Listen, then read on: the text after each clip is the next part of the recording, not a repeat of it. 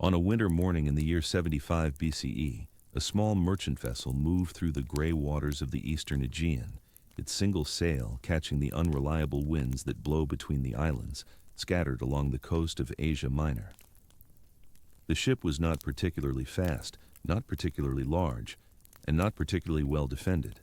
It carried perhaps a dozen passengers, a small crew, and whatever cargo its captain had managed to secure for the crossing from the Italian peninsula to the island of Rhodes.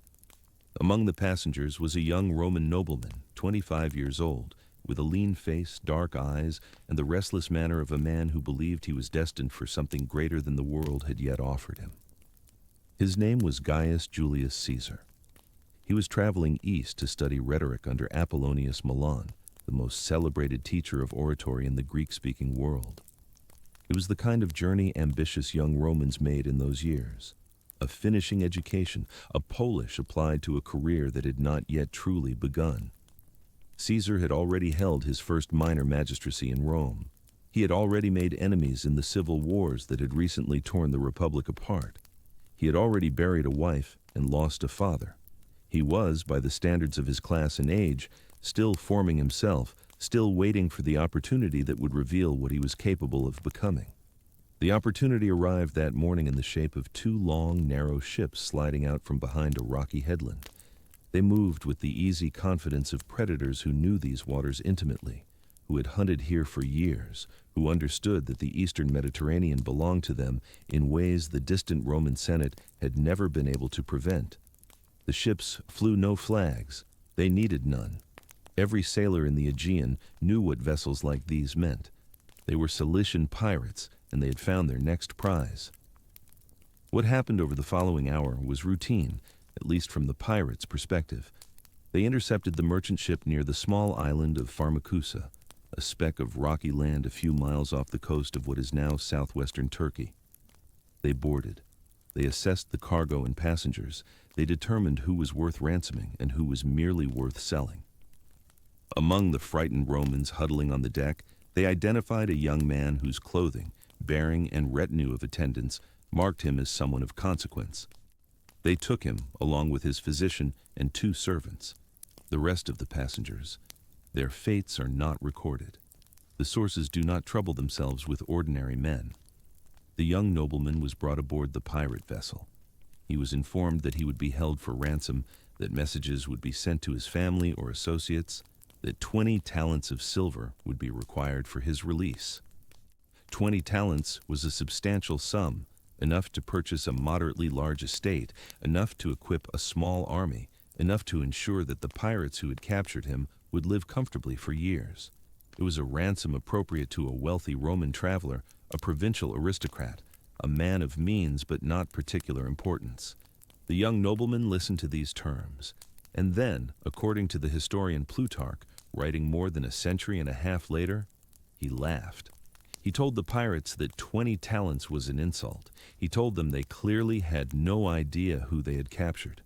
He demanded, as a prisoner surrounded by armed men on their own ship, that they raise the ransom to 50 talents of silver. He would not be valued so cheaply. His dignity required it.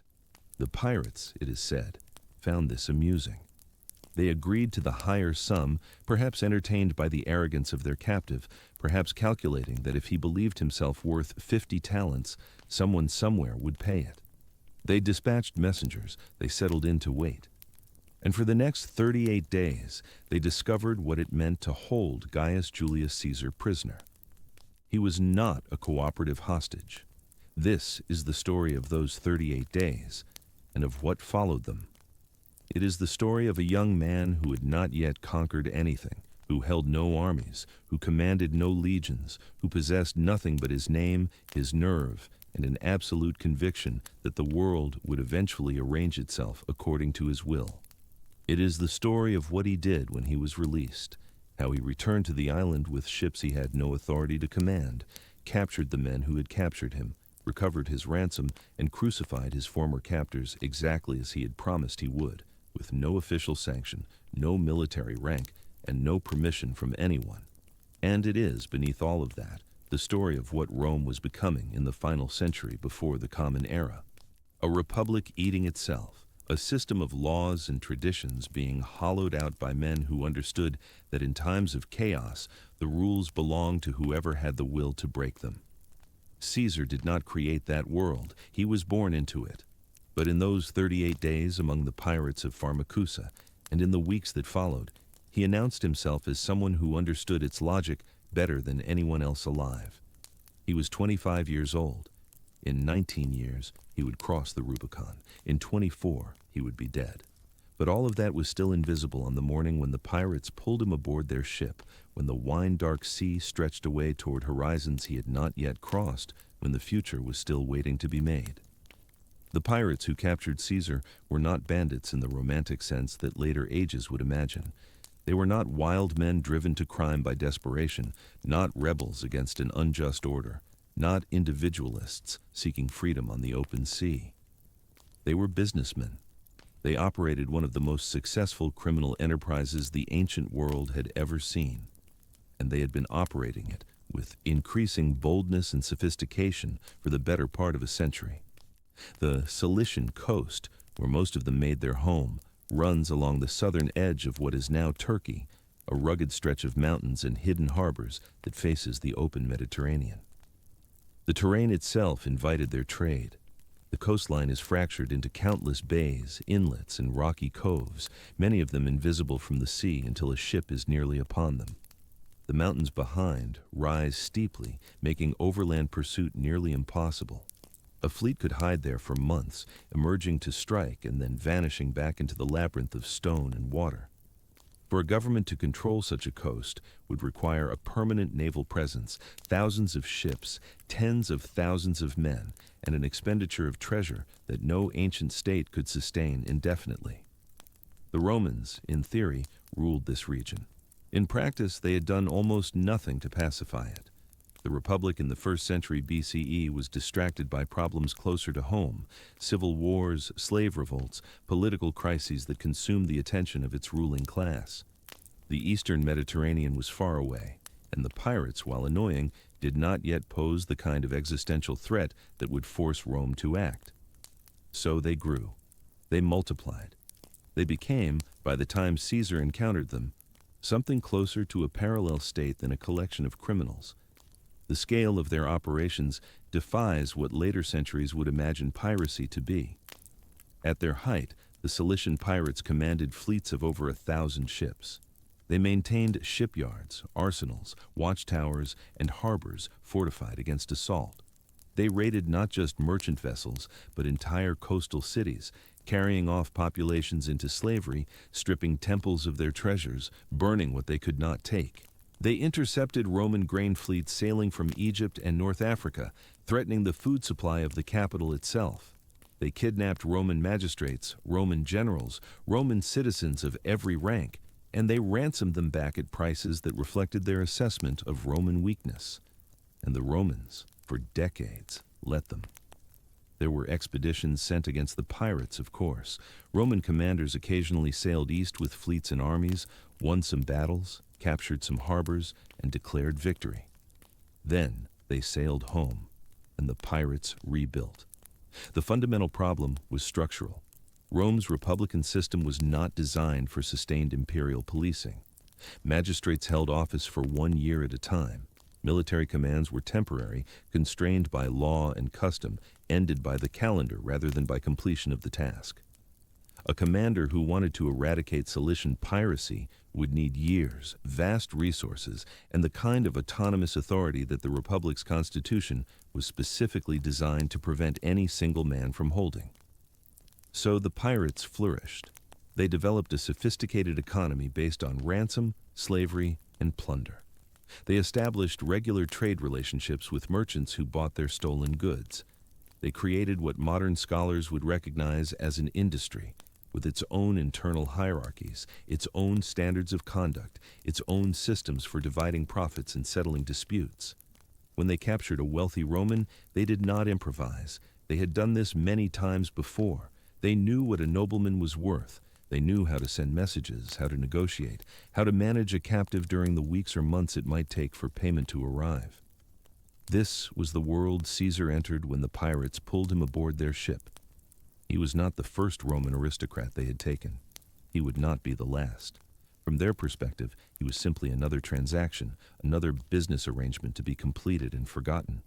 They had no idea what they had caught.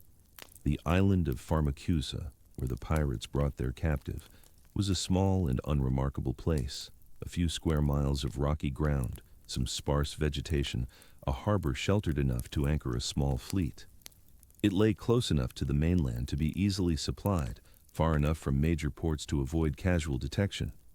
The pirates used it as one of many temporary bases, places where they could rest between raids, divide their plunder, and hold captives while ransom negotiations proceeded. For Caesar, it would become something else entirely. It would become a stage.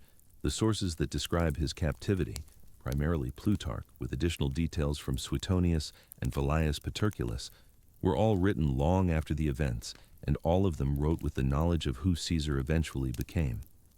This matters. When Plutarch tells us that the young captive behaved with extraordinary arrogance and confidence, we cannot be entirely certain whether he is reporting what actually happened or projecting backward from the dictator who crossed the Rubicon, who defeated Pompey at Pharsalus, who stood alone at the summit of Roman power. The story may have grown in the telling, the details may have sharpened themselves around the image of the man Caesar was known to be. But even allowing for later embellishment, even reading the sources with appropriate skepticism, something remarkable clearly happened on Pharmacusa. The behavior Plutarch describes is too specific, too strange, too consistent with what we know of Caesar's character from other contexts to be pure invention.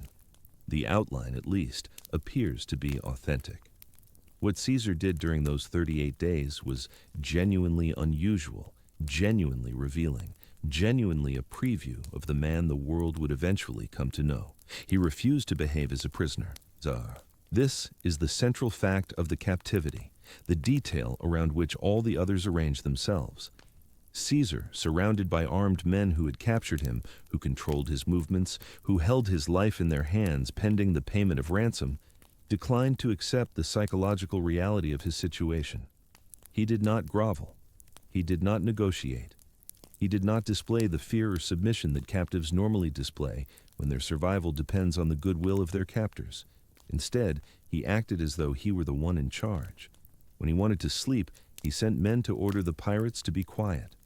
When they made too much noise, carousing into the night as pirates do, he dispatched his servants, the physician and 2 attendants who remained with him, to deliver his complaints. The pirates, Plutarch tells us, obeyed. They quieted down. They let him sleep. This alone is extraordinary. A prisoner does not give orders to his captors.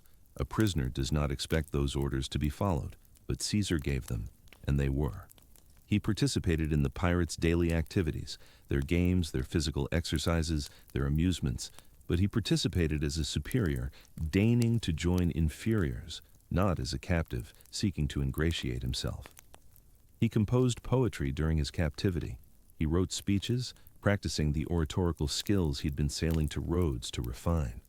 When he completed a piece, he summoned the pirates and recited it to them, demanding their attention, requiring their praise. When they failed to respond with sufficient enthusiasm, when their applause was lukewarm, their appreciation inadequate, he called them illiterate barbarians to their faces. He told them they were incapable of recognizing genius. He insulted them. They did not kill him. This is the most puzzling aspect of the captivity and the most telling. The pirates of Cilicia were not known for their patience or their gentle treatment of prisoners. They crucified captives whose ransoms were not paid. They sold men, women, and children into slavery without hesitation. They operated outside any law, Roman or otherwise, and they owed their captives nothing but the calculation of profit. Caesar insulted them, mocked them, treated them with open contempt, and they tolerated it. The explanation that the sources offer is that they found him amusing. He was, according to this reading, a kind of entertainment, a diversion from the tedium of waiting for ransom to arrive. The young nobleman who strutted among them, declaiming poetry and issuing orders, was a novelty, a source of laughter rather than anger. He was so confident that his confidence became a kind of performance, something to watch and enjoy rather than something to punish. There may be truth in this. Confidence, when it is absolute enough, can create its own reality. A man who genuinely believes he is superior, who never wavers in that belief, who projects it in every gesture and word, can convince others to believe it too, at least temporarily. The pirates may have found themselves caught in a kind of spell, responding to Caesar's certainty about his own status with a deference they could not quite explain. He treated them as inferiors, and so without quite realizing it, they began to treat themselves as inferiors in his presence. But there was something else as well, something that Plutarch records with a detail that has become legendary. Caesar told the pirates, repeatedly and openly, that when he was released, he would return to the island with ships and men, capture all of them, and crucify them.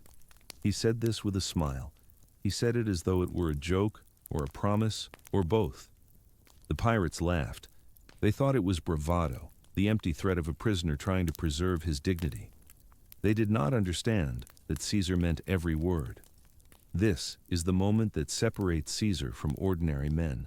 An ordinary prisoner, even a confident one, would have made such threats privately in his own mind as a fantasy of future revenge. An ordinary prisoner would have concealed his intentions, would have maintained cordial relations with his captors, would have done nothing to jeopardize his chances of survival. Caesar announced his intentions openly, trusting that his captors would not believe him, trusting that the very audacity of the claim would make it seem impossible. He told them exactly what he planned to do, and he did it in a way that ensured they would not take him seriously. It was, in retrospect, a strategy. Perhaps he understood even then that the best way to conceal a genuine intention is to state it so boldly that it sounds like a joke. Perhaps he understood that the pirates, accustomed to frightened captives who begged and pleaded and promised anything for their release, would not know how to process a prisoner who openly discussed their future executions over dinner. Or perhaps he simply could not help himself. Perhaps the certainty was so complete that he could not pretend to be something he was not, could not play the role of a frightened captive, could not suppress the fundamental truth of his self-conception even when prudence demanded it. Whatever the psychology, the behavior was consistent. For 38 days, Caesar lived among the pirates as their guest, their entertainer, their strange companion, and their future executioner. He slept among them, ate with them, exercised with them, recited poetry to them, insulted them, threatened them, and waited for his silver to arrive. The ransom was being gathered in the cities of Asia Minor. Caesar had sent most of his attendants away when the captivity began, dispersing them to the various communities where he had connections, where his family name carried weight, where Roman money might be collected. 50 talents of silver was an enormous sum, roughly equivalent to the annual income of a wealthy provincial aristocrat, enough to fund a military expedition, enough to purchase hundreds of slaves. Gathering it would take time. The attendants would have to travel between cities, negotiate with bankers and money changers, convert assets into portable silver, and arrange for its transportation to wherever the pirates designated. While this was happening, Caesar waited on Pharmacusa, composing verse and making promises. The weeks passed slowly, as captivity always passes slowly. The Mediterranean winter brought gray skies and cold winds. The island offered little in the way of comfort or diversion. The pirates, between raids, had nothing much to do except maintain their ships, divide their plunder, and wait for their various business transactions to conclude. Caesar, in his peculiar way, became part of the rhythm of their days. We do not know exactly what he thought during those 38 days. The sources give us his actions, but not his interior life. We can infer, perhaps, from what came later. He was planning, he was observing, he was counting ships, counting men, assessing capabilities, identifying weaknesses. He was treating the captivity not just as an indignity to be endured, but as an education, a reconnaissance mission, a preparation for what he intended to do once he was free. The pirates were his enemies, but they were also his teachers, showing him how they organized themselves, how they operated, where they anchored, how many of them there were. And he was thinking about what his ransom represented, not just the price of his freedom, but the statement it made about his value. When he had insisted that the pirates raise their demand from 20 talents to 50, he was not simply indulging in vanity. He was establishing a narrative, creating a story about himself that would be told and retold after his release. The man who demanded a higher ransom, the man who thought himself worth more than his captors could imagine, the man who refused to be undervalued even by the criminals who held him prisoner. This was the kind of story that would circulate in Rome, that would attach itself to his name, that would mark him as someone extraordinary before he had done anything extraordinary. Caesar, even at 25, understood the power of narrative. He understood that reputation was a kind of capital, that the stories told about a man could shape what that man was able to accomplish. He was already, in his captivity, building the legend of himself. The silver arrived eventually, carried by his attendants from the cities of the coast. 50 talents, loaded onto whatever vessels they could hire, brought to the island where the pirates waited to collect it. The exchange was made. The ransom was paid. And Gaius Julius Caesar, no longer a captive, stepped off the pirate ship and onto the dock of the nearest major port, a free man. He was in the city of Miletus, on the coast of Asia Minor, a wealthy Greek city that had submitted to Roman authority and maintained a modest naval presence in its harbor. Caesar was a private citizen, a young nobleman far from home, with no official position, no military command, no authority to do anything except return to Rome or continue his interrupted journey to Rhodes. The logical thing, the prudent thing, would have been to give thanks for his survival, report the incident to whatever Roman officials were nearby, and let the Republic's cumbersome machinery determine whether anything would be done about the pirates who had held him. Caesar did not do the logical thing. He did not do the prudent thing. Within hours of his release, he was in the harbor of Miletus, hiring ships, recruiting sailors, gathering armed men, and assembling a small private fleet. He had no legal authority to do any of this. He was not a magistrate. He was not a military commander. He was not acting under Senate orders or the direction of any Roman official. He was acting on his own initiative, with his own resources, in pursuit of men who had released him unharmed and could have argued, by the standards of their trade, that they had dealt with him fairly. It did not matter. Caesar had made a promise. He had told the pirates to their faces that he would return and crucify them. They had laughed. They had not believed him. They were about to discover their mistake. The fleet he assembled was small, perhaps 4 or 5 ships, enough to carry a few hundred men. The sources do not give us exact numbers. What they do tell us is that Caesar moved with extraordinary speed, that he wasted no time in organizing his expedition, that he sailed back toward Pharmacusa while the pirates were still anchored there, still dividing up the 50 talents of silver that his freedom had cost. He caught them by surprise. The pirates had not expected pursuit. Why would they? The transaction was complete. The ransom was paid. The captive was released. By the logic of their business, the matter was concluded. They had no reason to post extra guards, no reason to prepare for attack, no reason to imagine that the young Roman nobleman who had recited poetry at them for 38 days would return within hours at the head of an armed force. But there he was, sailing into the harbor with ships full of armed men, and there was nothing they could do about it. The attack was swift and decisive. Caesar's forces boarded the pirate vessels, overwhelmed their crews, and captured nearly all of them. The pirates who had held him, the pirates who had laughed at his threats, the pirates who had accepted 50 talents of silver in exchange for his release. They were now his prisoners. The silver was recovered, the ships were taken as prizes, and Caesar, standing on a deck that had recently held him captive, was master of the situation. He brought his prisoners to the city of Pergamon, one of the great cities of the region, where the Roman governor of the province was residing. He presented himself to the governor, a man named Julius, according to some sources, and asked that the pirates be executed. This was, on the surface, a reasonable request. The pirates were criminals. They had preyed on Roman shipping, kidnapped Roman citizens, threatened the security of the eastern Mediterranean. Executing them would be justice. But the governor hesitated.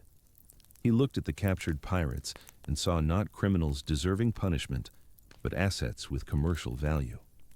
Slaves. The pirates could be sold. The profits could be considerable.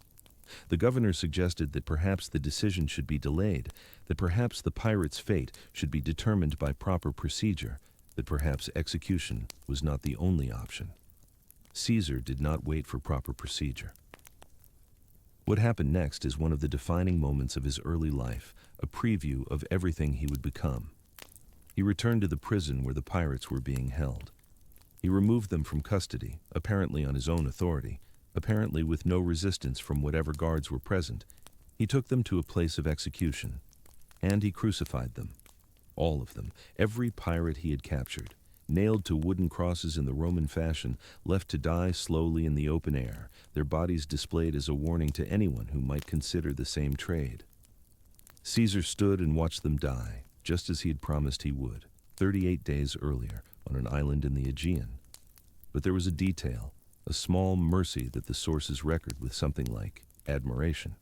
Because the pirates had treated him reasonably well during his captivity, because they had given him food and shelter, because they had tolerated his insults and his arrogance, because they had not harmed him despite ample opportunity. Caesar ordered their throats cut before they were nailed to the crosses. They were killed quickly, cleanly, before the agony of crucifixion could begin. It was, in its strange way, a gesture of gratitude. They had been good hosts. He gave them good deaths. He was 25 years old. He held no office, commanded no army, answered to no superior. He had just executed dozens of men on his own authority, in defiance of a Roman governor's hesitation, with no legal sanction whatsoever. He had kept his promise. He had demonstrated, to anyone who cared to notice, that he was a man who did what he said he would do, regardless of whether he had permission. The Republic had rules about this sort of thing. Roman magistrates had defined powers. Military commands were granted by law and custom, not assumed by ambitious young men who happened to have access to ships and silver. What Caesar did at Pergamon was, by any strict reading of Roman constitutional practice, illegal. He had no authority to execute anyone. He had no authority to command a fleet. He had no authority to do anything except be a private citizen, traveling and studying, waiting for his career to advance through proper channels. But the proper channels were breaking down. The Republic in those years was devouring itself. The generation before Caesar had seen civil war, proscriptions, massacres, the dictatorship of Sulla, the destruction of ancient restraints. The generation after would see worse. More civil wars, more proscriptions, more dictatorships, until finally the Republic itself would disappear entirely, replaced by the rule of one man. The rules that Caesar broke at Pergamon were already fraying. What he did was illegal, but it was also admired. He had acted decisively, effectively, and successfully. He had accomplished something the Roman state had failed to accomplish for decades. He had punished pirates who had made the Mediterranean unsafe for Roman shipping. In a healthy republic, he would have faced consequences. In the Republic of 74 BCE, he faced only questions of timing and opportunity. The rules applied to men who followed them. Caesar, from the beginning, understood that he was not that kind of man. The bodies of the pirates swayed in the sea wind above Pergamon. The silver was recovered, perhaps redistributed, perhaps retained. Caesar eventually continued his journey to Rhodes, though the sources tell us almost nothing about his time there, about whether he ever studied with Apollonius Maulon as he had originally intended. What we know is that he returned to Rome, that his career advanced, that he rose through the ranks of Roman politics with the same combination of audacity and calculation he had displayed in the Aegean. He would not always act outside the law. He would hold magistracies, command legions with proper authority, seek and win elections, accumulate power through channels that were, at least formally, legitimate. But he would never forget the lesson of Pharmacusa, that the rules were made by men, enforced by men, and broken by men who were willing to accept the consequences. The consequences for men who acted boldly and successfully were often surprisingly gentle. The Republic rewarded results. It punished failure more harshly than illegality. This is the world that produced Julius Caesar, and this is the man that world produced. Not a rebel against order, not a revolutionary seeking to overturn established systems, but something more dangerous. A man who understood the systems perfectly, who knew exactly where their weaknesses lay, and who was willing to exploit those weaknesses when opportunity arose. He did not hate the Republic. He was the Republic, in a sense, its logic taken to its conclusion, its competitive ambition refined to its purest form. its willingness to reward audacity made flesh in a single extraordinary individual. The pirates of Pharmacusa were the first to underestimate him. They would not be the last. In the years and decades to come, the world would be full of men who looked at Caesar and saw what they expected to see: a young aristocrat, a political climber, a capable general, a potential ally or rival. They did not see, until it was far too late, that they were dealing with someone who operated by different rules, whose promises were not rhetoric but statements of intent, whose apparent jokes were actually warnings. He told the pirates he would crucify them, and they laughed.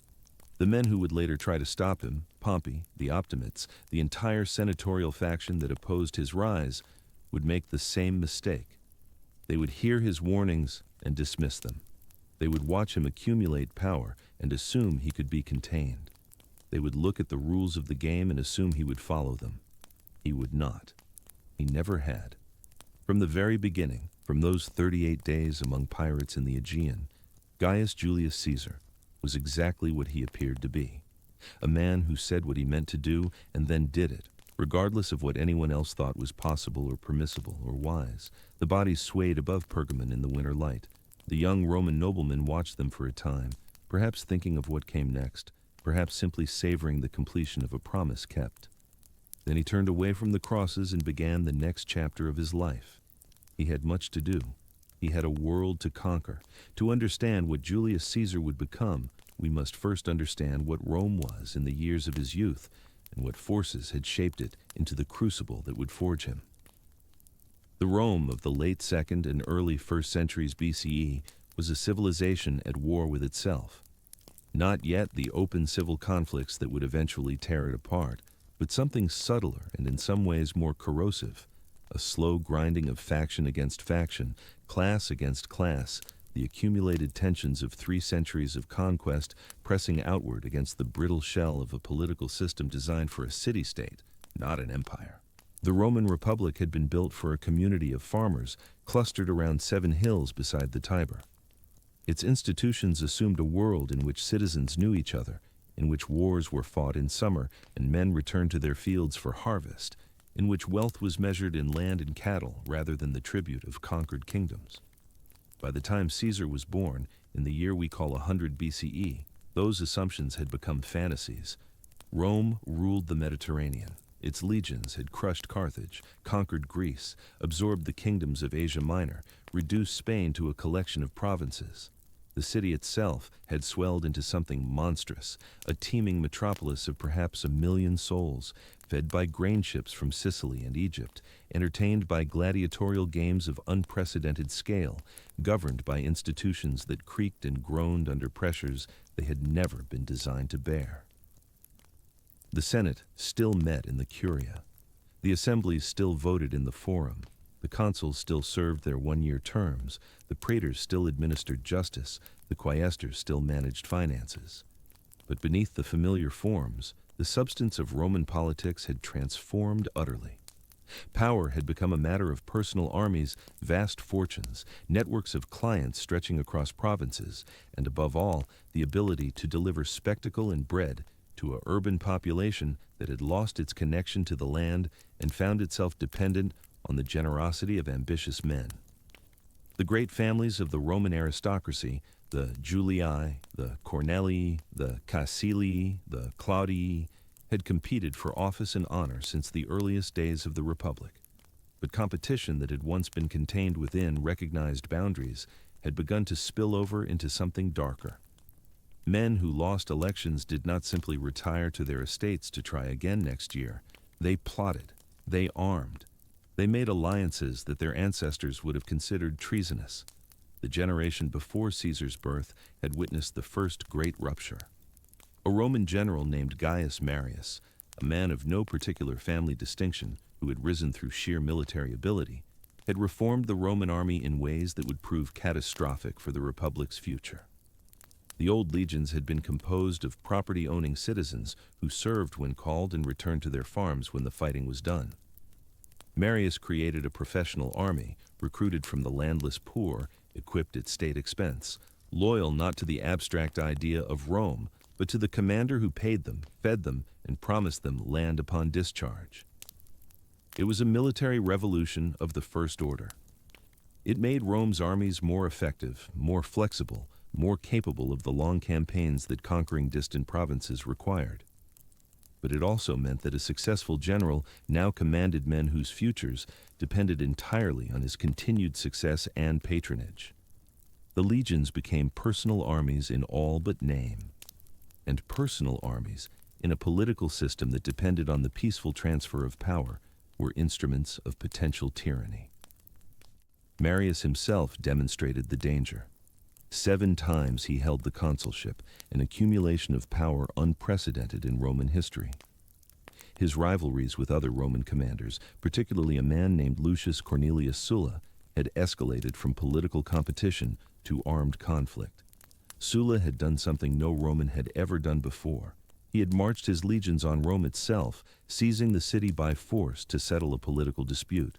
He had done it twice, in fact, once in 88 BCE, and again in 82, the second time, drowning the city in blood through the infamous prescriptions, published lists of enemies whose property was forfeit and whose lives could be taken by anyone with the will to do so. Thousands died. The message was unmistakable. The old rules no longer applied. Power grew from the sword, and the man with the most swords won. This was the world into which Gaius Julius Caesar was born. His family, the gens Julia, was ancient and prestigious but no longer wealthy or politically dominant. They traced their lineage to Julius, son of the Trojan hero Aeneas, and through Aeneas to the goddess Venus herself. It was a pedigree that would prove useful later when Caesar needed to justify extraordinary powers with extraordinary ancestry. But in the Rome of his childhood, divine descent did not pay bills or win elections. The Julii were what Romans called nobles, members of families that had produced consuls, but they were minor nobles, overshadowed by richer and more powerful clans. Caesar's father, also named Gaius Julius Caesar, had achieved the praetorship, but died suddenly when his son was 15 or 16 years old, leaving the young man as head of the household. His mother, Aurelia Cotta, came from a more politically connected family, and the sources praise her as a woman of exceptional intelligence and moral rigor who supervised her son's education closely. We know little else about his childhood. The Roman sources that survive were written after Caesar became famous, and they are more interested in foreshadowing his greatness than in documenting his youth. What we do know is that the young Caesar was drawn into the most dangerous political currents of his age almost immediately. His Aunt Julia had married Gaius Marius himself, making the young man nephew by marriage to the most powerful and controversial figure in recent Roman history. When Marius died in 86 BCE, Caesar delivered the funeral oration, publicly associating himself with the Marian faction at a time when that association carried real danger. He then married Cornelia, daughter of Lucius Cornelius Cinna, another prominent Marian leader. These were not neutral choices. Sulla, having seized power in 82 BCE and begun his bloody prescriptions, demanded that the young Caesar divorce Cornelia as a sign of submission to the new regime. Many young men in similar positions complied. Caesar refused. The refusal nearly cost him his life. He was stripped of his priesthood, his wife's dowry was confiscated, and he was forced to go into hiding, moving from house to house, bribing search parties, reportedly contracting malaria in the marshes where he concealed himself. His family and powerful friends eventually secured Sulla's pardon, but the dictator was reportedly reluctant to grant it. According to the historian Suetonius, Sulla warned the men who pleaded for Caesar's life that they did not understand what they were asking. In this young man, he supposedly said, there are many Mariuses. Whether Sulla actually spoke these words, or whether they were invented after the fact to demonstrate his prophetic insight, the sentiment they express captures something true. From his earliest entry into public life, Caesar displayed the quality that would define his career, an absolute refusal to bend to forces that other men found overwhelming. Sulla, at the height of his power, with his enemies' heads decorating the forum, could not make this teenage boy divorce his wife. Caesar survived. Sulla eventually retired from power, then died. The young nobleman emerged from hiding. and began the slow work of building a political career. He served in the military in Asia Minor, winning a civic crown for saving a fellow citizen's life in battle, the highest honor a soldier could receive. He studied rhetoric, first in Rome, and then on that interrupted journey to Rhodes. He cultivated connections, married strategically after Cornelia's death, accumulated the contacts and favors and debts that were the currency of Roman political life. The Rome he maneuvered through was still recovering from the trauma of the Sullan years, but the fundamental instabilities that had produced Marius and Sulla remained unresolved. The urban poor were restless, increasingly dependent on grain distributions and increasingly aware of their collective power. The Italian allies, only recently granted Roman citizenship after a bloody war, were still imperfectly integrated into the political system. The provinces groaned under the rapacity of Roman governors, while the governors themselves accumulated the wealth and military experience that would make them dangerous upon their return. The Senate, theoretically the supreme governing body, was paralyzed by faction and increasingly unable to address the structural problems eating at the Republic's foundations. Into this world walked a young man who had learned several important lessons. First, that bold action was often safer than timidity, because enemies respected strength and despised weakness. Second, that the formal rules of Roman politics could be bent or broken by men who controlled enough armed force to face the consequences. Third, that the Republic rewarded success and tolerated illegality in ways that made a mockery of its pious pronouncements about law and tradition. Fourth, that he himself, Gaius Julius Caesar, was destined for something extraordinary, a conviction that appears to have been genuine rather than affected, rooted perhaps in his family's divine ancestry, perhaps in that iron self-confidence that some men simply possess and others cannot explain. He was also, by all accounts, enormously talented. The ancient sources describe him as a brilliant speaker, second only to Cicero among his contemporaries. He wrote with a clarity and elegance that later generations would use as a model of Latin prose. He was physically vigorous, capable of enduring long marches and short rations alongside his soldiers. He had a memory for names and faces that allowed him to recognize veterans he had met years before, a talent that inspired fierce loyalty in his troops. He was charming when he wished to be, ruthless when circumstances required, and above all, he was intelligent, not just clever, but genuinely capable of seeing patterns that others missed, of anticipating consequences 3 moves ahead, of understanding the deep structures of power beneath the surface of events. These qualities would eventually make him master of the Roman world. But in the years immediately following his pirate adventure, he was still a young politician, accumulating the building blocks of a conventional career. He served as military tribune, as quaestor in Spain, as aedile in Rome, each office bringing him closer to the summit of the cursus honorum, the sequence of magistracies that marked a Roman aristocrat's progress toward the consulship. His time as aedile, in 65 BCE, gave the Roman public its first sustained glimpse of the spectacle he was capable of producing. The aediles were responsible for public games and festivals, and Caesar threw himself into the task with characteristic excess. He staged gladiatorial combats with 320 pairs of fighters wearing silver armor. He adorned the forum with temporary colonnades, transforming the civic center into something approaching the magnificence of a Hellenistic king's court. He displayed artistic treasures and exotic animals, overwhelming the senses of a populace that had seen many games but nothing quite like this.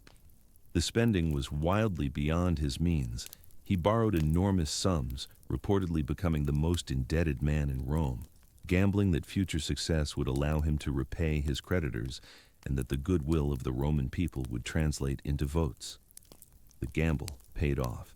His popularity soared.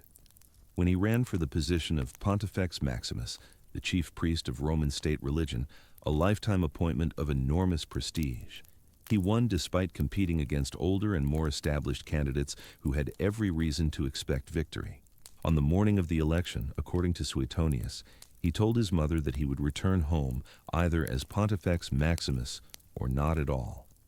He was prepared to flee Rome if he lost, knowing that his debts had reached the point where defeat meant destruction. He won. He moved into the official residence of the chief priest in the Forum, and his creditors found their anxiety considerably reduced. A man who held the most sacred religious office in Rome was unlikely to be dunned for money by nervous lenders. This is the pattern that emerges again and again in Caesar's early career. Enormous risks undertaken with apparent confidence, followed by outcomes that justified the confidence. He seems to have possessed, or at least projected, an absolute certainty that he would succeed, a certainty so convincing that others were swept up in it, lending him money they had no rational reason to trust he would repay, supporting his candidacies against their own interests, following him into enterprises that should have ended in disaster but somehow did not. The ancient sources are divided on how to interpret this quality. Some saw it as genuine divine favor, the gods protecting their descendant. Others saw it as luck, that mysterious force the Romans called fortuna, which blessed some men and abandoned others without apparent logic. Others saw simple calculation, that Caesar took risks that appeared foolish but were in fact carefully assessed, that his apparent gambling was actually a form of probability analysis that his less intelligent contemporaries could not replicate. The truth may be some combination of all three, or none of them. What matters is that the perception of inevitability became a political asset in itself.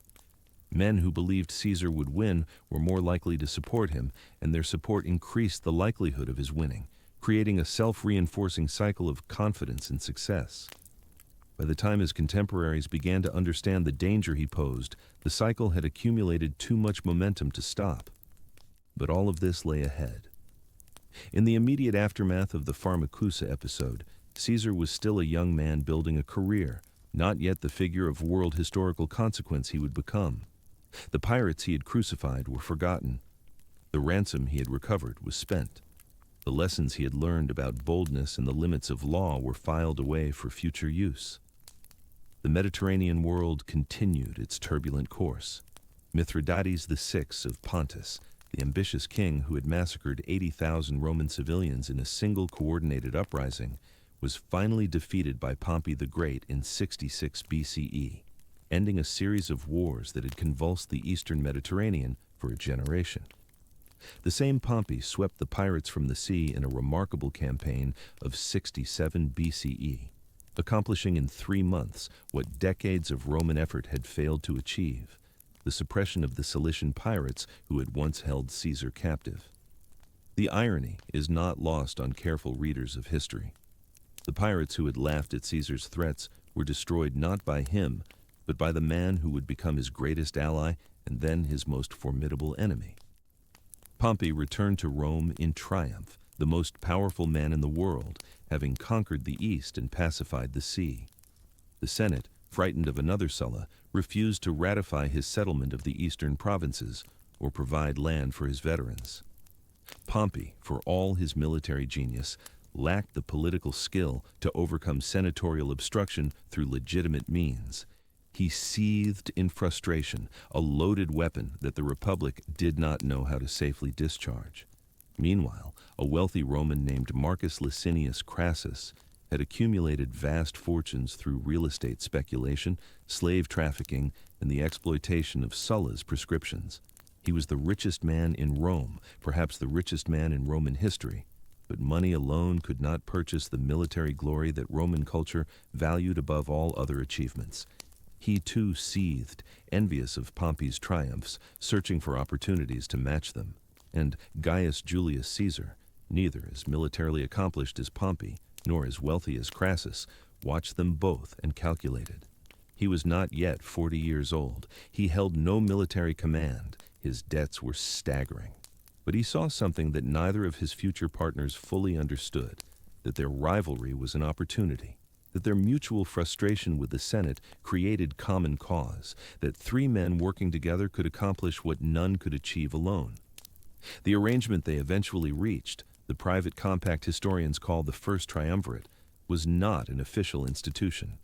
It was a conspiracy of convenience, 3 powerful men agreeing to support each other's interests against the sclerotic opposition of the senatorial establishment. Pompey would get his eastern settlements ratified and his veterans settled. Crassus would get favorable legislation for the tax-collecting companies in which he had invested. Caesar would get a consulship and then a military command that would finally allow him to accumulate the military glory his career thus far had lacked. The partnership was formed in 60 BCE, and its consequences would reshape the world. But its foundations were laid years earlier in the accumulated contacts and favors and assessments of character that Caesar had been conducting since his youth. He had watched Pompey. He had watched Crassus. He understood what each man wanted and what each man feared. He understood, crucially, that neither man understood him.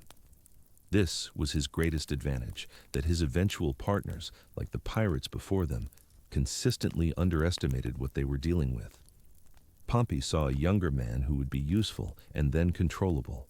Crassus saw a political ally whose debts made him dependent and malleable. Neither saw the figure who would eventually eclipse them both, the man who had told pirates he would crucify them, smiling while they held his life in their hands. The winter light faded over the Aegean.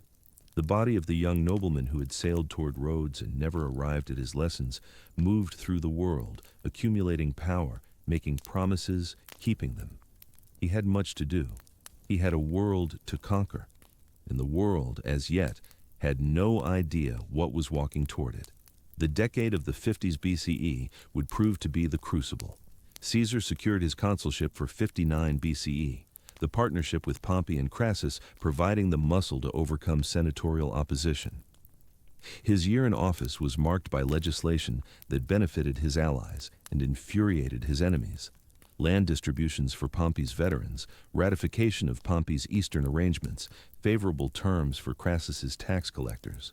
His methods were frequently irregular, his disregard for constitutional norms flagrant enough that his co-consul, a man named Marcus Calpurnius Bibulus, eventually gave up attending public meetings and simply issued proclamations from his home, declaring all of Caesar's legislation invalid on religious grounds. The Senate watched in impotent fury. They passed no resolutions against him while he held office, because tribunes allied with the triumvirate vetoed every attempt. They waited, biding their time, planning to prosecute him the moment his consulship ended and his immunity expired. Caesar understood their intentions perfectly. His solution was elegant and terrifying. Before his term ended, he secured for himself a 5-year command over the provinces of Cisalpine Gaul, Transalpine Gaul, and Illyricum, with authority to levy legions and make war at his own discretion. It was, on paper, an administrative appointment. In practice, it was a license to conquer. The command he received was extraordinary by any measure of Roman constitutional practice. Governors of provinces were meant to maintain order, collect taxes, adjudicate disputes between Roman citizens, and perhaps conduct minor military operations against bandits or restive tribes along their borders. They were not meant to wage wars of conquest against independent peoples living beyond Rome's frontiers.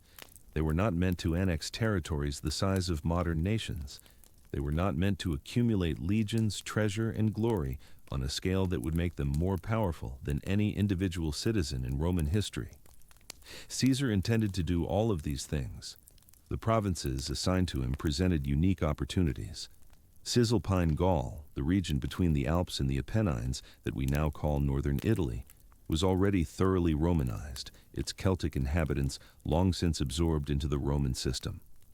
It provided a recruiting ground for legions and a gateway to the north. Transalpine Gaul, the strip of Mediterranean coastline running from the Alps to the Pyrenees, had been a Roman province for half a century. But beyond it lay an immense territory, modern France, Belgium, Luxembourg, parts of the Netherlands, Germany west of the Rhine, and eventually Britain, inhabited by dozens of Celtic and Germanic peoples who had never submitted to Roman authority. These were the lands Caesar meant to conquer. His justification, when he eventually wrote his account of the campaigns, was defense. The Helvetii, a Celtic tribe living in what is now Switzerland, were migrating westward through Transalpine Gaul, and their passage threatened Roman interests. Germanic tribes under a king named Ariovistus were pressing into Gaul from the east, and their expansion might eventually menace Roman territory. There were always threats to cite, movements to point to, potential dangers to invoke.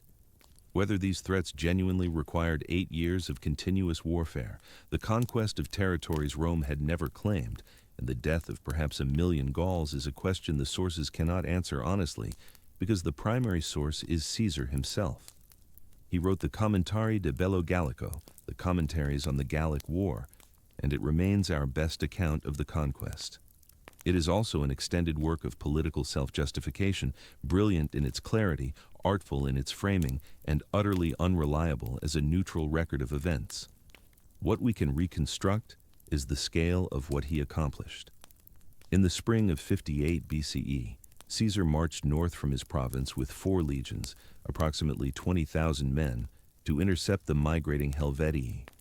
He caught their column as it crossed the Saone River, destroyed the rearguard that had not yet crossed, and then shadowed the main body for weeks before bringing them to battle near the town of Bibracte.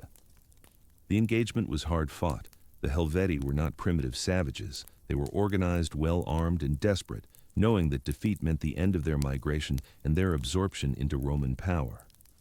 Caesar's legions broke them anyway. The survivors, men, women, and children who had set out seeking new lands, were ordered back to their original homeland, now to live as a buffer state on Rome's frontier rather than as an independent people.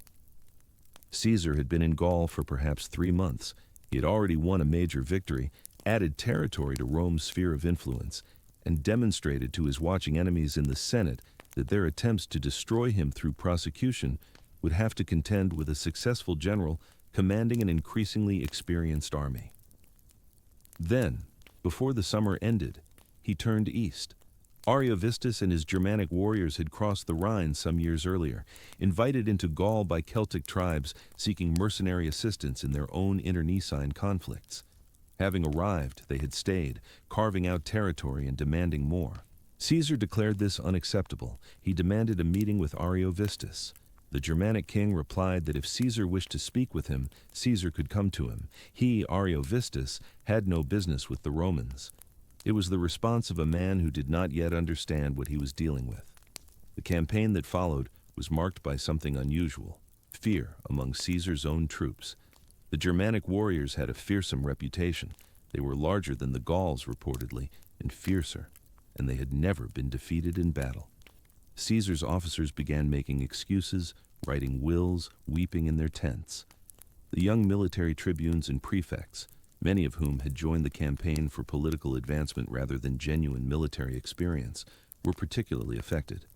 There was talk of refusing to march. Caesar's response revealed his genius for managing men.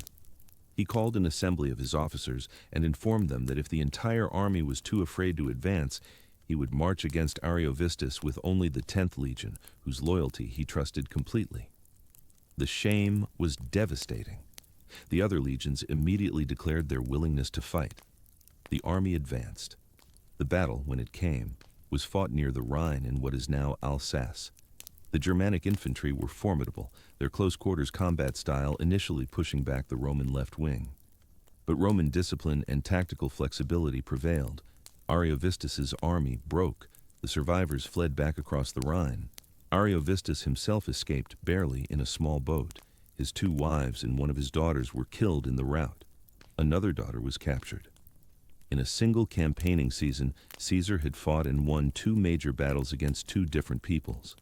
He had secured the entirety of Gaul south of the Belgian territories.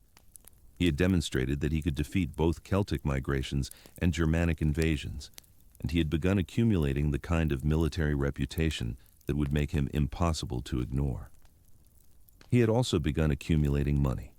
War in the ancient world was not merely political, it was profitable. A conquering general could expect to capture enormous quantities of plunder: gold, silver, weapons, livestock, and above all, human beings who could be sold into slavery. The conquest of Gaul generated wealth on a scale difficult to comprehend. Modern historians have estimated that Caesar's campaigns may have enslaved approximately 1 million people. The figure is necessarily imprecise. Ancient sources are unreliable, and Caesar had reason to exaggerate or minimize depending on his rhetorical purposes. But even conservative estimates suggest hundreds of thousands of individuals torn from their lives and sold in markets across the Mediterranean. The silver, flowing from these sales helped Caesar pay off his accumulated debts. It financed the bribes and payments that kept his political alliances intact in Rome. It purchased the loyalty of soldiers who knew their general could be generous with the proceeds of victory. The Gallic War was not merely conquest, it was an economic enterprise of extraordinary violence. The years that followed blurred into a continuous cycle of campaign and counter-campaign. The Belgae of the northern territories resisted in 57 BCE, and Caesar crushed them in a series of brutal engagements, the most famous being the battle against the Nervi, in which his legions were ambushed while building camp and nearly destroyed before rallying to win.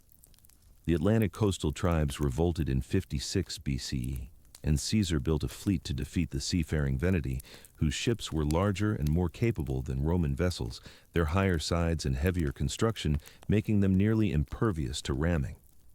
He solved the problem by innovation.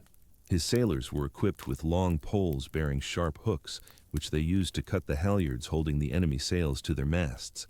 Becalmed, the Veneti ships could be boarded one by one. The tribe's elders were executed, their people were sold.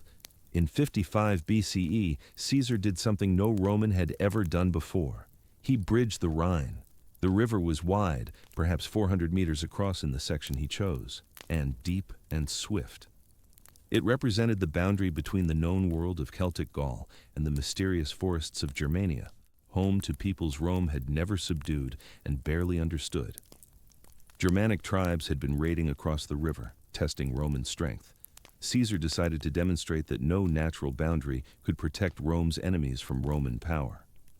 His engineers built a wooden bridge in 10 days. The construction was a marvel of military engineering. Each support consisted of pairs of heavy timbers driven into the riverbed at an angle, braced against each other and connected by crossbeams, capable of bearing the weight of an army.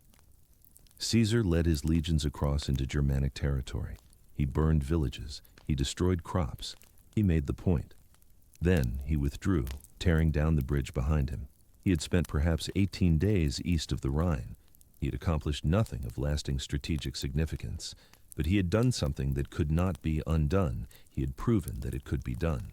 The bridge was a message, and the message was received. Later that same summer, he did something even more audacious. He invaded Britain. The island at the edge of the world had never seen Roman soldiers. It was known to merchants and to Gallic sailors, but it remained outside the Roman geographic imagination, a place of mystery and rumor. Caesar claimed his reasons were strategic. British tribes had been sending aid to their Celtic kinsmen in Gaul, and he needed to discourage their interference. The reality was probably simpler. He needed spectacle. He needed achievements so unprecedented that they would echo through the political discourse at Rome, making him impossible to recall, impossible to prosecute, impossible to diminish. The first expedition was almost a disaster. Caesar crossed the Channel late in the season with 2 legions, approximately 10,000 men, aboard transport ships without cavalry support. The landing was opposed. British war chariots and warriors lined the beaches. The Roman soldiers hesitated in the surf, weighed down by armor and weapons, until the standard-bearer of the 10th Legion, the same legion that had shamed the others into marching against Ariovistus, leaped into the water, carrying the eagle standard and daring his comrades to let it be captured. They followed.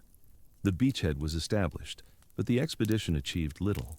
Storms destroyed many of Caesar's ships. His cavalry, attempting to cross on a separate sailing, were blown back to Gaul. He fought a few skirmishes, accepted the nominal submission of some local chieftains, and withdrew before autumn made the Channel passage impossible. It was barely a reconnaissance in force. Yet in Rome, when word arrived that Roman arms had reached the mysterious island at the world's edge, the Senate voted an unprecedented 20 days of public thanksgiving.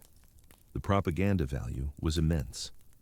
The following year, 54 BCE, Caesar returned with a larger force, 5 legions and 2,000 cavalry, perhaps 30,000 men, the largest amphibious invasion in ancient history until that point.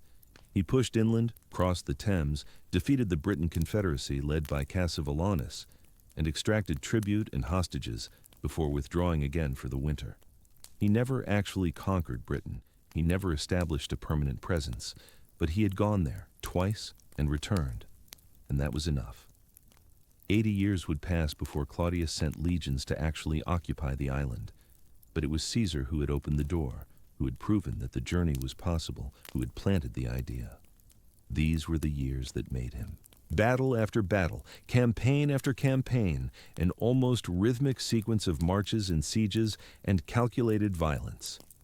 His soldiers grew experienced, then hardened, then legendary.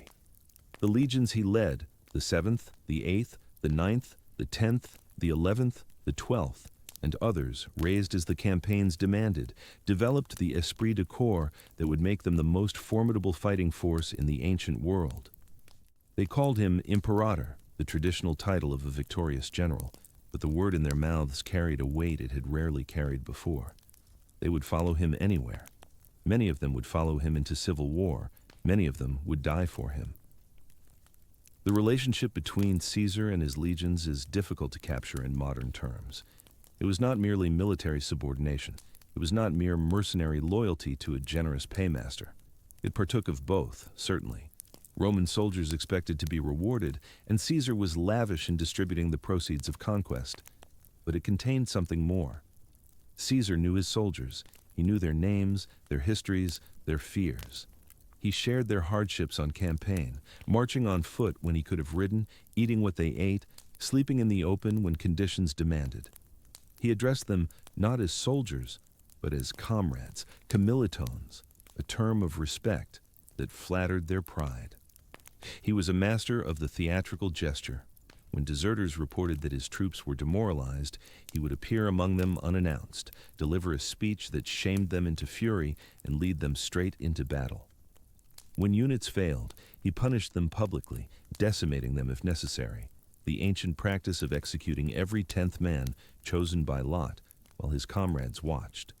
When they succeeded, he praised them extravagantly.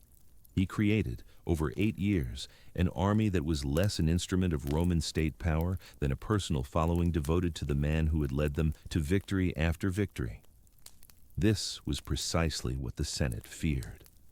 Back in Rome, as the reports arrived of each new conquest, each unprecedented achievement, the faction that had always opposed Caesar watched with growing alarm.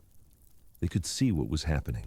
They could see the power accumulating in one man's hands, the wealth flowing from enslaved populations and plundered temples, the army growing more attached to its general than to the republic it ostensibly served.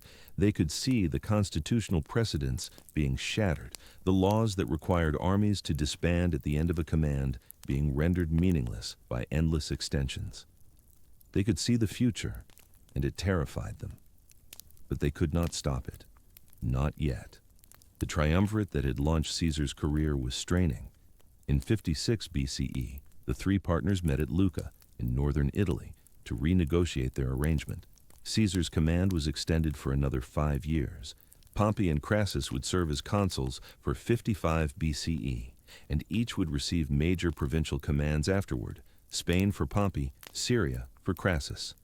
The deal held, but the tensions beneath it were deepening. Julia, Caesar's daughter, had been married to Pompey to cement the alliance. She died in childbirth in 54 BCE, and with her death, the personal bond between the two men weakened. Crassus, seeking military glory to match his partners, led an army into Mesopotamia to fight the Parthian Empire. In 53 BCE, at the Battle of Carrhae, the Parthians annihilated his legions and killed him. His head was delivered to the Parthian king during a performance of Euripides. The triumvirate was now a dumvirate, and two men who had once been allies now eyed each other across an increasingly narrow political space. The Senate, sensing opportunity, began to cultivate Pompey. The great general had always been more acceptable to the conservative establishment than Caesar, more willing to work within traditional structures, more amenable to negotiation. If the two triumvirs could be separated, if Pompey could be drawn back into alignment with the senatorial elite, then Caesar might finally be isolated, recalled, and destroyed. The strategy was sound. The execution was patient. Over several years, the relationship between Caesar and Pompey deteriorated from alliance to cold formality to open suspicion. And through it all, Caesar kept fighting. In 52 BCE, Gaul erupted. The conquest that had seemed nearly complete suddenly unraveled into the greatest challenge of Caesar's military career. A young nobleman of the Arverni tribe, a man named Vercingetorix, raised a revolt against Roman rule. Unlike the fragmented resistance Caesar had faced before, this was a coordinated uprising, multiple tribes joining under a single charismatic leader, implementing a strategy specifically designed to defeat Roman methods. Vercingetorix understood that he could not match the legions in pitched battle. Instead, he adopted a scorched earth approach, destroying food stores, avoiding major engagements, attacking Roman supply lines, and trying to starve Caesar's army into submission. The campaign that followed was the most grueling of the war. Caesar pursued Vercingetorix across Gaul, besieging town after town, attempting to force a decisive confrontation that the Gallic leader refused to provide. The Roman army suffered. Supply problems grew acute. The cavalry forces upon which Caesar relied for reconnaissance and foraging were challenged by Vercingetorix's own mounted warriors. There were moments when it seemed possible that the conquest would fail, that 8 years of warfare would end not in the subjugation of Gaul, but in its liberation under a national hero who had united the tribes against a common enemy. The crisis came at Alesia. Vercingetorix had retreated to this hilltop fortress with approximately 80,000 warriors, intending to draw Caesar into a siege while a relief army was summoned from across Gaul. Caesar arrived with perhaps 50,000 legionaries and immediately did something that seemed impossible. He built fortifications around the fortress, circumvallation works designed to contain Vercingetorix, and then he built a second line of fortifications facing outward, contravallation works designed to protect his army from the relief force he knew would come. The double siege lines stretched for perhaps 25 kilometers, bristling with towers, trenches, traps, and stakes. It was one of the most ambitious military engineering projects in ancient history. The relief army came. The sources, again primarily Caesar himself, claim it numbered 250,000 men, though modern historians suspect significant exaggeration. What is certain is that it was very large, that it attacked the outer Roman fortifications with fury, while Vercingetorix launched coordinated assaults from within, and that for several days the outcome hung in the balance. There were moments when Gallic warriors breached the Roman lines. There were moments when the legions seemed on the verge of collapse. Caesar was everywhere during those days. He wore his distinctive red cloak so his soldiers could see him, rallying formations that wavered, personally leading counterattacks at the most threatened points. The ancient sources describe him fighting hand-to-hand with a sword, a 50-year-old aristocrat in the chaos of combat, risking death alongside his men. Whether the details are accurate or embellished by admiring historians, the effect on Roman morale was decisive. The legions held. The relief army, unable to break through, eventually withdrew. Vercingetorix, trapped on his hilltop with no food and no hope, surrendered. The Gallic leader's fate was Roman custom-made flesh. He was kept alive, displayed in Caesar's triumph years later, paraded through the streets of Rome as evidence of victory. Then he was taken to the Tullianum, the ancient prison beneath the Forum, and strangled. His body was thrown down the stairs. The man who had come closest to defeating Julius Caesar died in a dungeon beneath the city that had consumed his nation. Gaul was broken. A few scattered revolts continued into 51 and 50 BCE, but they were mopping up operations, the death spasms of a resistance that no longer had the strength to threaten Roman dominance. Caesar had conquered a territory the size of Spain and France combined. He had killed perhaps 1 million people and enslaved 1 million more. He had accumulated wealth beyond calculation. He had built an army whose loyalty to him personally exceeded any loyalty to the Roman state. And now, with his command approaching its end, he faced the question that had been waiting for him since the beginning. What would he do next? The Senate knew. The Senate had been waiting for this moment for 10 years. Their plan was simple. Caesar's command would expire, his legal immunity as a magistrate would end, and he would immediately face prosecution for the illegal actions of his consulship in 59 BCE. Conviction would mean exile, confiscation of property, the destruction of everything he had built. His enemies, and he had many enemies, Men whose relatives had died in Gaul, men whose political careers he had blocked, men who simply feared what he represented, were already preparing their charges. The trap was set. All Caesar had to do was return to Rome as a private citizen.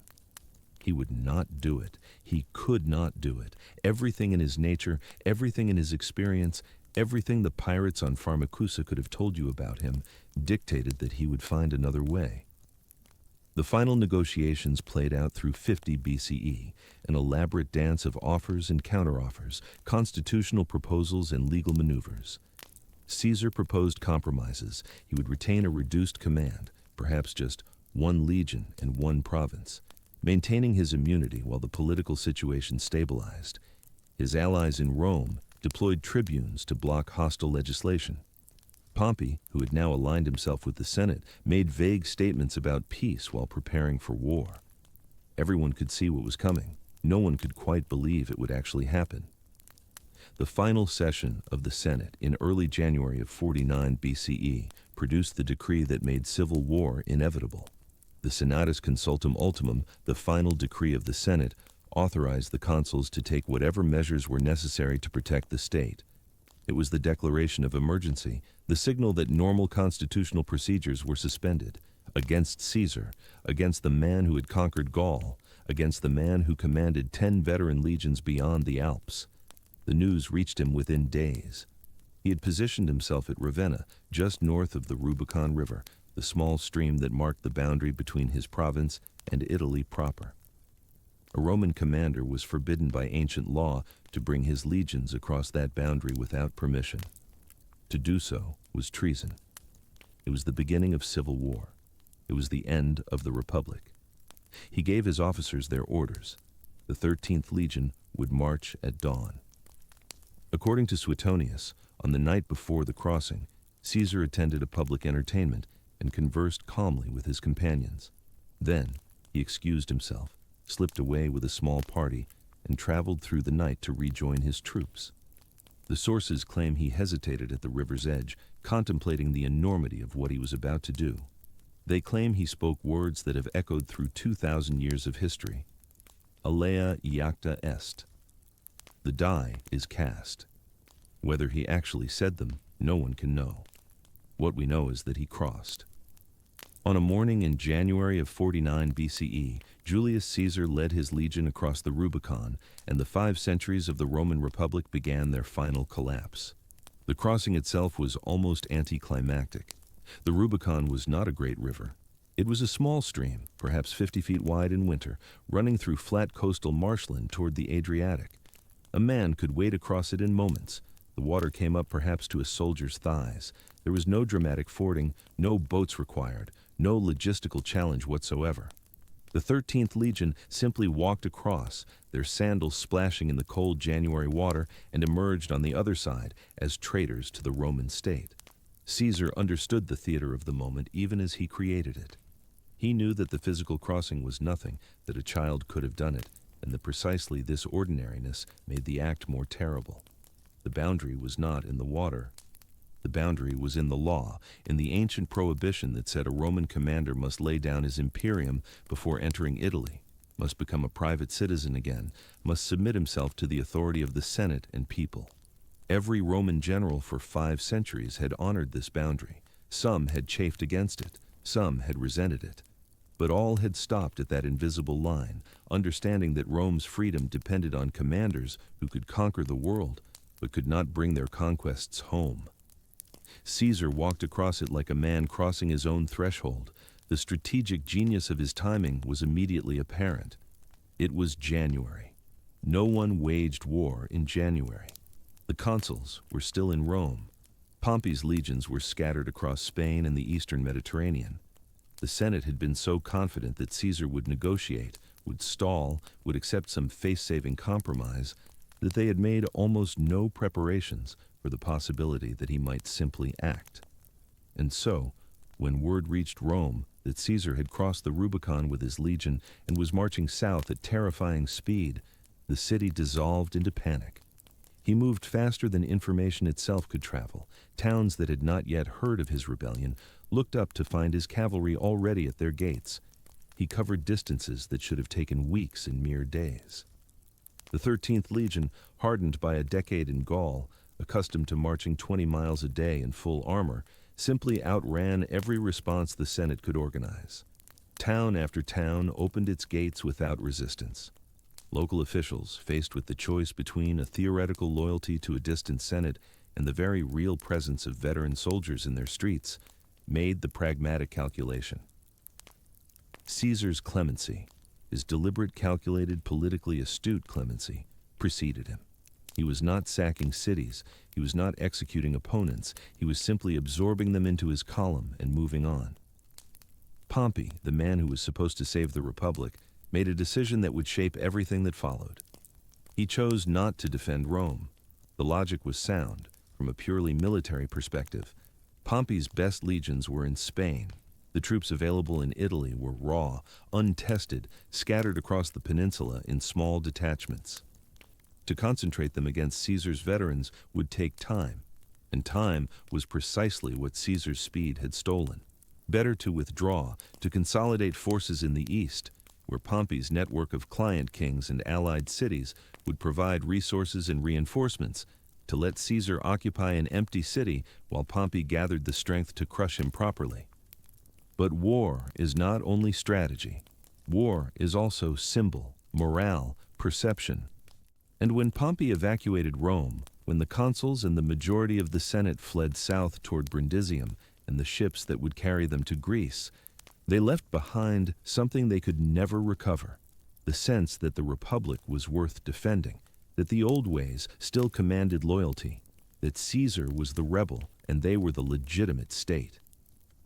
Caesar entered Rome in late January or early February of 49th BCE. The city that had exiled him, threatened him, declared him an enemy, lay open before him.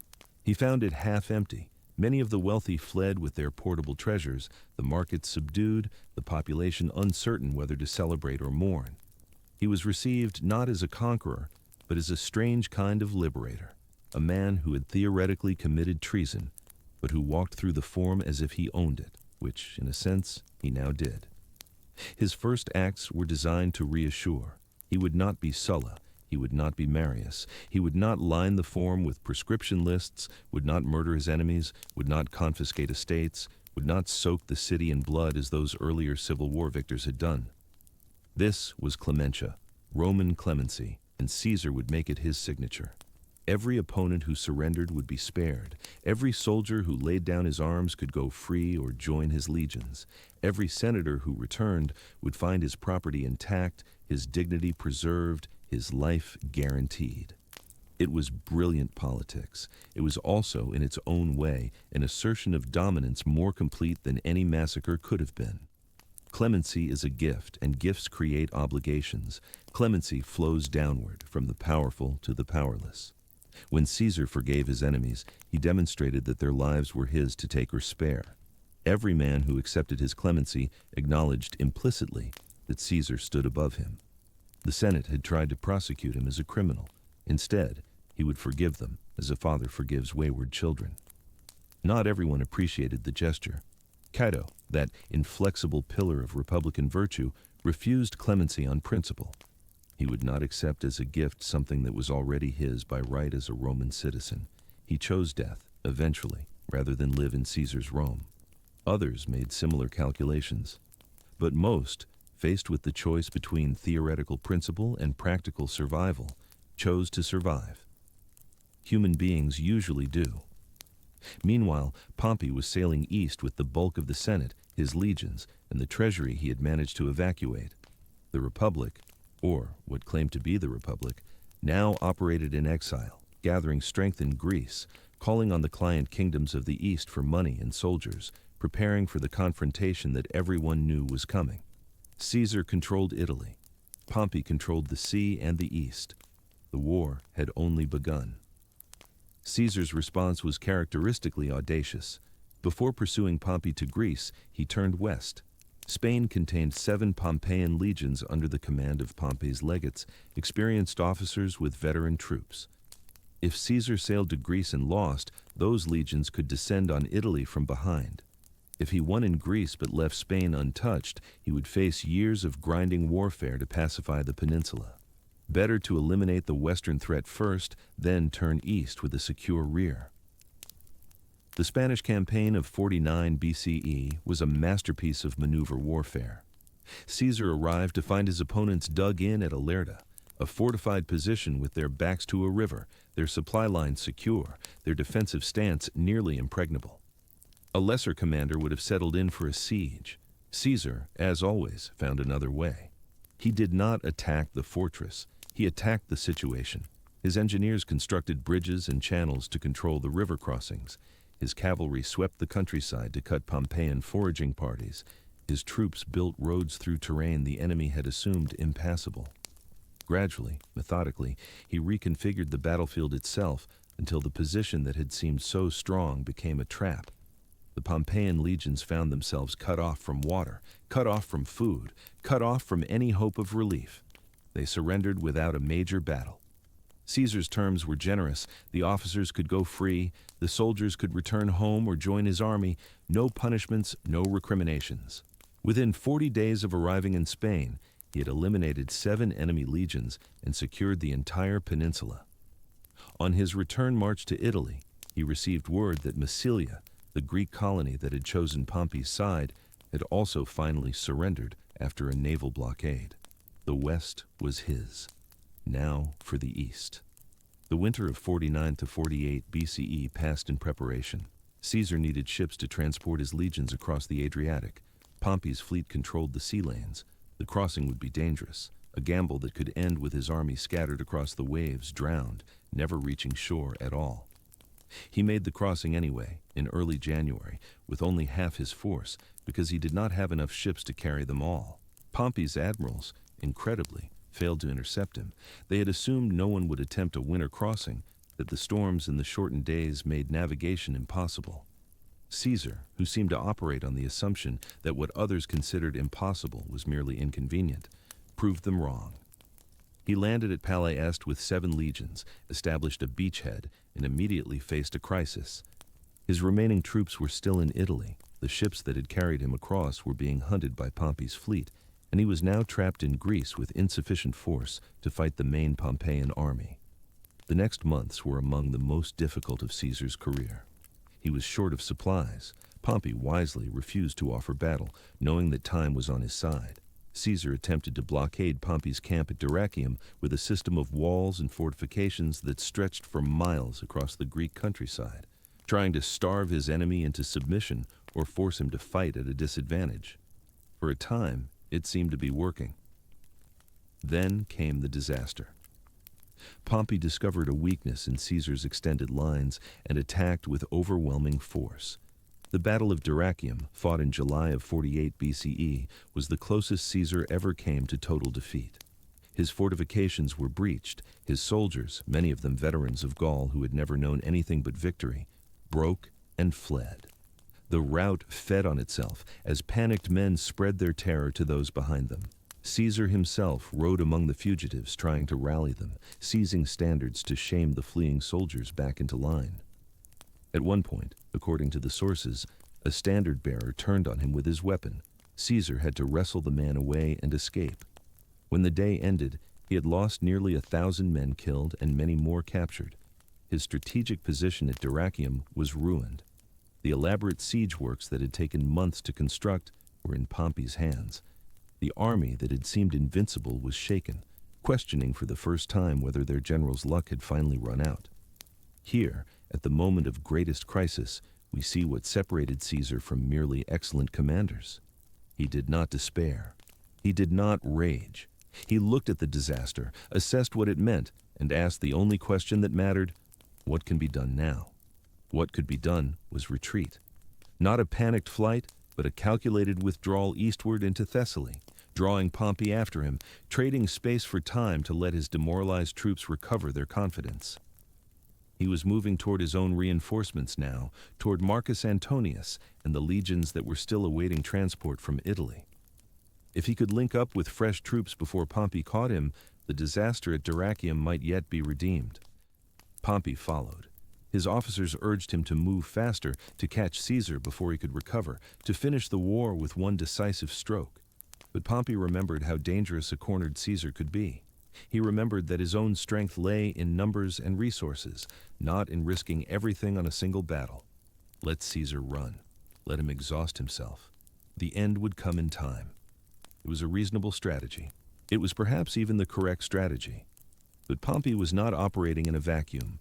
He was surrounded by senators, by Roman aristocrats who had fled their comfortable city to follow him into exile, who ate camp food and slept in tents, and who wanted desperately to go home. These men had been promised that Caesar would be destroyed. They had been promised that the Republic would be restored. They had now watched Pompey let Caesar escape from what should have been a killing blow, and they were not pleased. The pressure built through August of 48 BCE. Every day, senators demanded to know why Pompey did not force a battle. Every day, officers complained that their troops were restless, that momentum was being lost, that Caesar was slipping away. The accusation that cut deepest: Pompey was prolonging the war on purpose, enjoying his command, enjoying being needed, reluctant to win a victory that would render him irrelevant again. Pompey knew better. Pompey was a better general than any of them, had won more battles than any of them, understood the mechanics of war in ways they could not imagine. And Pompey knew that Caesar was at his most dangerous when he seemed defeated, that the man had survived situations before that should have destroyed him, that the only sure path to victory was patience, attrition, the slow grinding down of Caesar's resources until his army simply fell apart. But Pompey was also a political animal. He had spent his career managing the competing demands of Senate and legions, balancing military necessity against civilian expectation.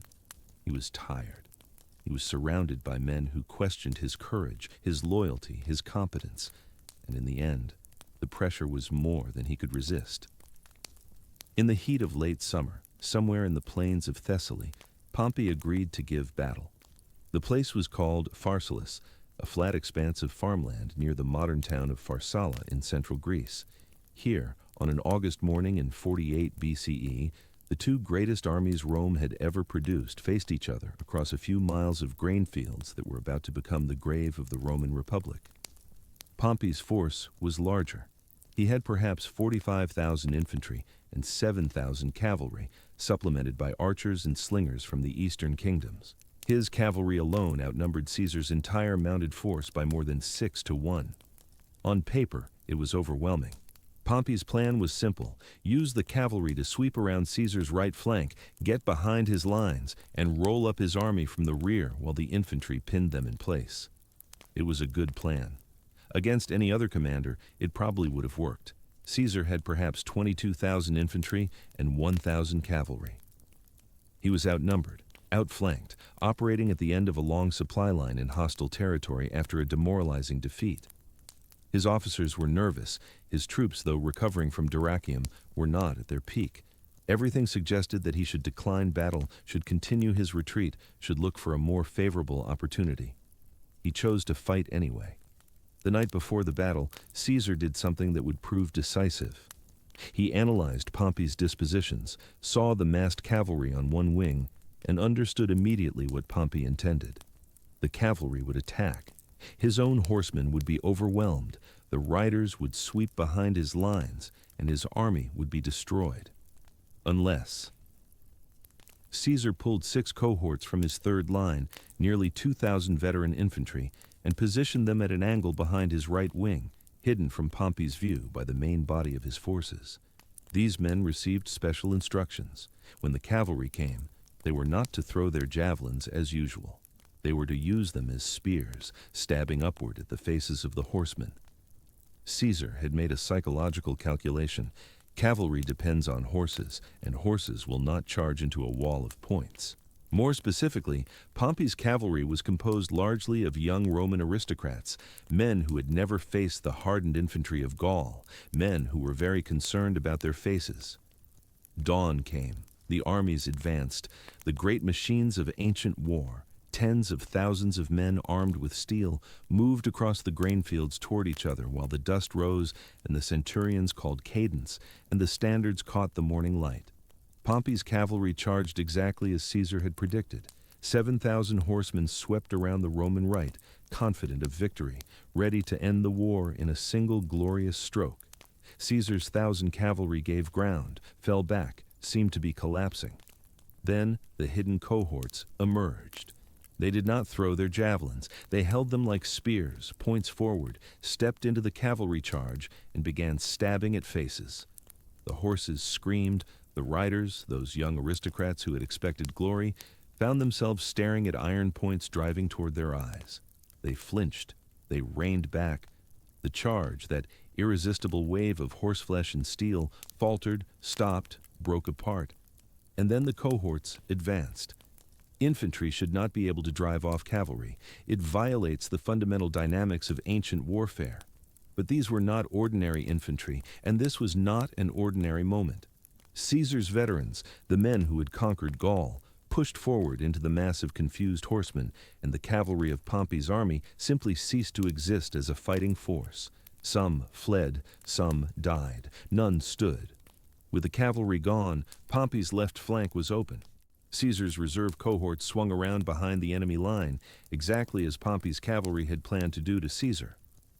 The battle that was supposed to destroy Caesar instead destroyed Pompey. His infantry, attacked from front and rear, collapsed. The rout began.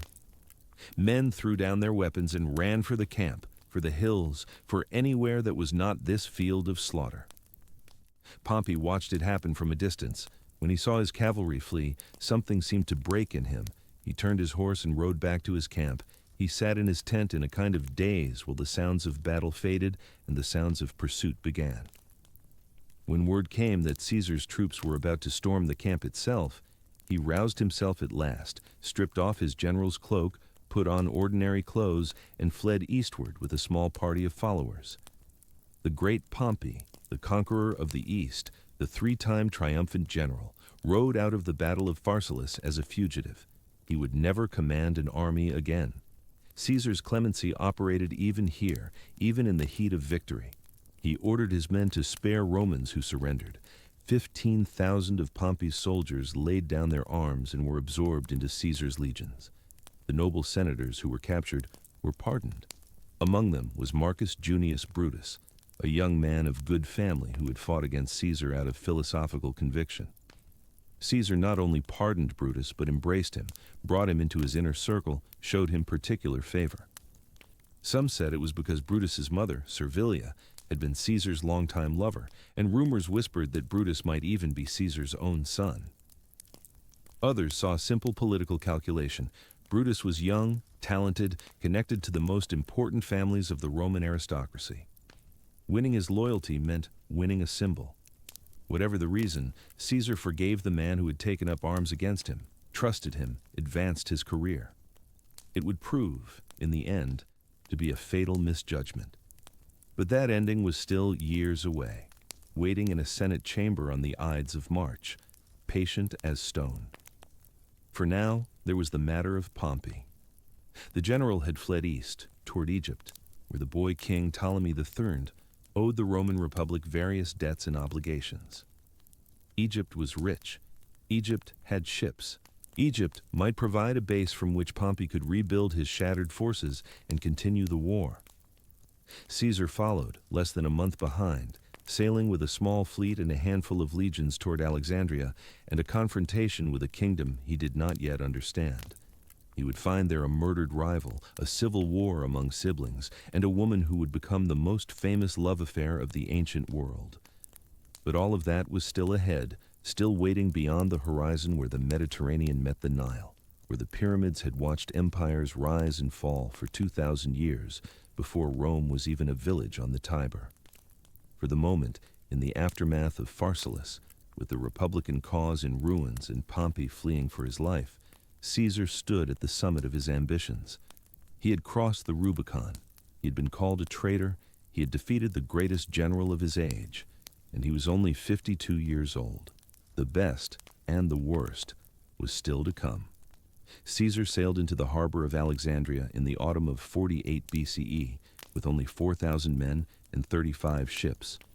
It was an absurdly small force for the situation he was entering, but Caesar had never measured his ambitions against his resources. He measured his resources against his will and found, somehow, that they were always sufficient. The city that rose before him from the Egyptian shore was unlike anything in the Roman world. Alexandria was not merely a city. It was a statement, a declaration that Greek civilization had taken root at the mouth of the Nile and blossomed into something entirely its own.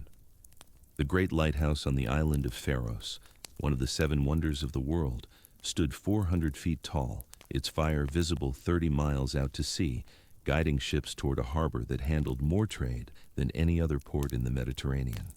The library held 500,000 scrolls, the accumulated wisdom of every civilization that had touched this corner of the world. The palace complex sprawled across an entire quarter of the city, a labyrinth of gardens and colonnades and throne rooms where the Ptolemaic dynasty had ruled for nearly 3 centuries, ever since Alexander the Great's general had carved out Egypt as his portion of the conqueror's shattered empire. Caesar came to Alexandria looking for Pompey. He found instead a gift. The advisors of the boy king Ptolemy the III had calculated that the surest way to win Roman favor was to eliminate the Roman problem. When Pompey's ship had approached the Egyptian coast 3 days earlier, seeking sanctuary and support, a small boat had rowed out to meet him. On it were men Pompey knew, a Roman officer named Septimius, who had once served under him, and an Egyptian general named Achillas. They invited Pompey to come ashore. His wife Cornelia, watching from the deck, begged him not to go. Something felt wrong. The reception was too sparse for a man of his stature. But Pompey, tired and desperate, stepped into the boat. As they approached the shore, in full view of his wife and son standing at the rail of his ship, Septimius drew his sword and stabbed Pompey in the back. Achillas struck next. They hacked off his head, threw his body into the surf, and brought the head to the palace as a trophy. When Caesar arrived and was presented with his rival's severed head, preserved in salt, he wept. The sources disagree on whether the tears were genuine grief for a man who had once been his ally and son-in-law, or rage that a Roman consul had been murdered by foreigners, or simply the complex emotions of a man confronting the death of the only adversary who had ever truly mattered to him. Perhaps all of these, perhaps none. The inner life of Caesar remains even now largely opaque. We know what he did. We can only guess at what he felt. What he did was clear enough. He ordered the Egyptians who had murdered Pompey executed. He demanded that Egypt pay the debts it owed to Rome.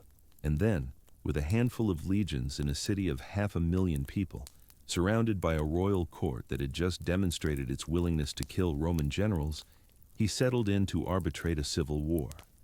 The conflict was between siblings. Ptolemy the III was perhaps 13 years old, a boy controlled entirely by his advisors, the eunuch Pothinus, the general Achillas, and the rhetorician Theodotus. His sister and co-ruler, Cleopatra VII, had been driven from Alexandria the year before and was now camped on the eastern border with a small army, trying to find a way back to power. Their father's will had specified that they should rule together, as was the custom of the Ptolemaic dynasty. But wills are paper, and power is steel, and the boy's advisors wanted no interference from a brilliant and ambitious sister. Cleopatra saw in Caesar's arrival an opportunity. The Roman general, fresh from victory over Pompey, held more power in that moment than any living person on earth. If she could reach him, persuade him, win him to her side, her brother's advisors would find themselves outmaneuvered not by Egyptian politics, but by Roman legions. Getting to Caesar was the problem. The palace was controlled by Ptolemy's faction. Cleopatra was somewhere in the desert, and the roads were watched. Any attempt to enter Alexandria openly would end with her arrest or assassination. The solution she devised has become one of the most famous scenes in ancient history, though the details may be embroidered. According to Plutarch, she had herself wrapped in a bed sack, or possibly a carpet, depending on the translation, and smuggled into the palace by a single trusted servant. The bundle was carried through the corridors, past the guards, and laid at Caesar's feet. When it was unrolled, the Queen of Egypt emerged. She was 21 years old. She was not, by most accounts, conventionally beautiful. Plutarch says that her appearance was not striking in itself, but that her presence was irresistible. The combination of her voice, her wit, her intelligence, and the sheer force of her personality. She spoke 9 languages. She was the first Ptolemaic ruler in 300 years to actually learn Egyptian.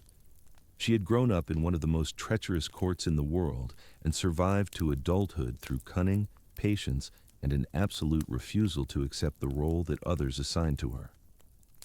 Caesar was 52 years old, balding, slender, famously vain about his appearance. He had a reputation that stretched back decades, lover of other men's wives, seducer of queens and princesses, a man whose sexual conquests were nearly as legendary as his military ones. His soldiers used to sing bawdy songs about him on the march. He'd been married 3 times, divorced twice. His only daughter Julia had died in childbirth years before, and with her had died his bond to Pompey. He had no legitimate male heir. The dynasty he was building, the power he was accumulating, it had no one to inherit it. What happened between Caesar and Cleopatra in the palace at Alexandria during the winter of 48–47 BCE is impossible to reconstruct with certainty. The ancient sources treat it as a love affair, and perhaps it was, but it was also, undeniably, a political alliance of the most intimate kind. Cleopatra needed Roman support to regain her throne. Caesar needed a stable Egypt to fund his ongoing wars and provide grain for Rome. They gave each other what they needed, and if there was also passion, ambition, loneliness, and genuine connection, well, history leaves room for all of that too. Within days of Cleopatra's arrival, Caesar had decided in her favor. He summoned both siblings to the palace and announced that they would rule together as their father had intended. The boy king's advisors were outraged. They had murdered Pompey for this man. They had presented him with his enemy's head, and now he was siding with the sister they had spent years trying to destroy. What followed was a siege unlike any other in Caesar's career. The Alexandrians rose against him. The general Achilles marched on the city with 20,000 men. Caesar found himself trapped in the palace quarter with a few thousand legionaries, holding a perimeter that shrank by the day. The streets of Alexandria became a battlefield. The harbor became a killing ground. At one point, to prevent Egyptian ships from falling into Achilles' hands, Caesar ordered the vessels in the harbor burned. The fire spread.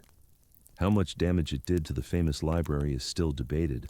Probably some scrolls were destroyed, though the library itself survived. But the image has persisted. Caesar, that lover of literature, accidentally burning the greatest repository of knowledge in the ancient world while fighting for his life in a foreign city for a foreign queen. The siege lasted months. Reinforcements were slow to arrive. Caesar's position was often desperate. In one assault, he was forced to swim for his life from a collapsing mole, holding important documents above the water with one hand while arrows splashed around him. He was 52 years old. He had been fighting almost continuously for a decade, and here he was, swimming through a harbor in Egypt, refusing to die. Ptolemy's advisors made mistake after mistake. They released the young king to negotiate, apparently believing they could use him as a puppet against Caesar. Instead, Ptolemy proved incompetent. His army was defeated in a pitched battle near the Nile, and the boy king himself, drowned in the river while trying to flee, dragged down by his golden armor. Whether his death was accident or assassination, whether someone on either side ensured that the troublesome child would not survive to complicate matters, is unknown. The Nile kept its secrets, as it always had. With Ptolemy dead, Caesar placed Cleopatra on the throne. He gave her a new co-ruler, her youngest brother, Ptolemy XIV, a child of about 11 who would serve as a nominal king while Cleopatra actually ruled. The threat from the old regime was neutralized. Egypt was secure. Rome had a reliable client kingdom, and Cleopatra was pregnant with Caesar's child. What Caesar did next is one of the strangest decisions of his career. With civil wars still raging in Africa and Spain, with the Roman political situation still unstable, with everything he had worked for potentially at risk, he stayed in Egypt. For months, he and Cleopatra sailed up the Nile together on a massive royal barge, 400 feet long, with gardens and banquet halls and colonnades. They visited temples that had stood for 2,000 years before Rome was founded. They saw the pyramids, already ancient, already mysterious even to the Egyptians themselves. They passed through a landscape that seemed to belong to a different order of time entirely, where the monuments of pharaohs watched from the riverbank like stone gods who had forgotten they were ever human. Some historians have seen this Nile cruise as a fatal lapse, a sign that Caesar was growing old, growing soft, losing his grip on the urgent necessities of power. Others have seen calculation, a public display of the alliance between Rome and Egypt, a way of legitimizing Cleopatra's rule by associating it with Roman power, a diplomatic mission disguised as a pleasure cruise. Still others have simply seen a man in his 50s, exhausted by decades of war, allowing himself for a few months to live as though the world's demands could wait. The child was born in the summer of 47 BCE. Cleopatra named him Ptolemy Caesar. The Alexandrians called him Caesarion, Little Caesar. He was the only biological son Julius Caesar would ever have, though Roman law did not recognize him as legitimate, since his mother was not a Roman citizen. The question of what to do with this boy, what inheritance he might claim, what role he might play in the succession of Roman power, would haunt the years to come. It would eventually cost him his life. But for now, in the spring of 47 BCE, there was simply the fact of him, a baby in a palace on the Nile, half Roman and half Ptolemaic, the grandson of kings and the son of the most powerful man in the world. His existence announced something new. Caesar's ambitions, whatever they were, had taken on a dynastic dimension. The republic he claimed to serve had no room for royal heirs. The empire he seemed to be building would require them. Caesar finally left Egypt in the summer of 47 BCE. He had spent nearly 9 months there, far longer than the military situation justified. But even as he lingered, the reports from the rest of the Mediterranean had grown increasingly urgent. Pompey's sons had rallied forces in Africa. Former Pompeian generals controlled entire provinces. The civil war was not over. It had simply metastasized while Caesar dallied on the Nile. He dealt with the most immediate problem first. Pharnaces the king of Pontus, had taken advantage of the Roman civil war to reconquer his father's old kingdom in Asia Minor. He had massacred Roman citizens, defeated a Roman army, and was now raiding the province of Asia with apparent impunity. Caesar marched against him with 3 understrength legions. The campaign lasted 5 days. At the Battle of Zela, Caesar's veterans crushed the Punic army so quickly, so completely, that Caesar's official dispatch to the Senate became one of the most famous military communications in history. 3 words: Veni, vidi, vici. I came, I saw, I conquered. It was boastful, it was arrogant, it was, by any military measure, an accurate description of events. Pharnaces fled, his kingdom collapsed, Asia Minor returned to Roman control. And Caesar demonstrated, after months of apparent idleness in Egypt, that his capacity for swift and decisive action was undiminished. But Africa remained. There, in the province that surrounded ancient Carthage, the Republicans had assembled their largest force yet. 10 legions under multiple commanders, including the implacable Cato, who had refused all offers of reconciliation, and Metellus Scipio, Pompey's former father-in-law. They had allied with the Numidian king Juba, who brought elephants and cavalry to swell their ranks. They controlled the grain supply of the African coast. They believed, with some justification, that they could hold out indefinitely, force Caesar into a long and costly campaign, and perhaps finally exhaust the luck that had carried him so far. Caesar landed in Africa in December of 47 BCE with a small advance force. As he stepped onto the shore, he stumbled and fell.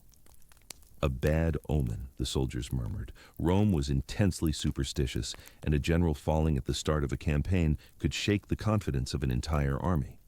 Caesar, sprawled on the sand, grabbed 2 fistfuls of earth, rose to his feet, and cried out, "I have you now, Africa!" The stumble became a triumph. The fall became a conquest. This was Caesar's gift, the ability to transform any moment, even a moment of apparent failure, into something that served his purpose. The African campaign was difficult. The Republicans had prepared well. They avoided pitched battle, harassing Caesar's supply lines, forcing him to fight for every mile. Food was scarce. Reinforcements were slow to arrive. At one point, Caesar's horses were fed seaweed, washed from the shore because there was no grain. But gradually, Inexorably, Caesar's tactical genius and his veteran's experience began to tell. The decisive battle came at Thapsus in April of 46 BCE. The Republicans finally accepted a full engagement, and Caesar's legions shattered them. The slaughter was immense. Unlike Pharsalus, where Caesar had been able to restrain his men, at Thapsus, the killing took on a life of its own. Veterans who had served with Caesar for nearly a decade, who had followed him through Gaul and across the Rubicon and into the heart of civil war, seemed to reach some breaking point. They cut down surrendering enemies. They massacred prisoners. Perhaps they were tired. Perhaps they had finally absorbed enough of the war's logic that mercy seemed pointless. Caesar's famous clemency, the policy that had spared so many enemies at Pharsalus, was nowhere to be seen at Thapsus. Whether Caesar could not stop the killing or chose not to remains unclear. In the aftermath, Cato retreated to the city of Utica. He had a choice: surrender to Caesar, accept the inevitable pardon, and live out his life under the rule of a man he considered a tyrant, or die. Cato chose death. He spent his final evening discussing philosophy with friends, reading Plato's dialogue on the immortality of the soul. Then he went to his room, took his sword, and stabbed himself in the belly. When his servants found him and summoned a physician to sew up the wound, Cato tore out the stitches with his bare hands and pulled out his own intestines. He would not be saved. He would not owe his life to Caesar's mercy. The Republic might be dead, but he at least would die Roman.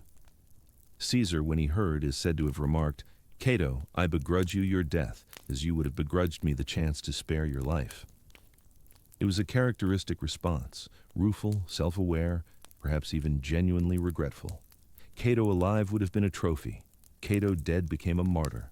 The man who would not bend, who would not compromise, who preferred to disembowel himself rather than accept the new order. He became the symbol of everything the Republic had stood for, or at least everything men later imagined it had stood for. Caesar had won the war. Cato had won something else entirely. From Africa, Caesar returned to Rome for a triumph.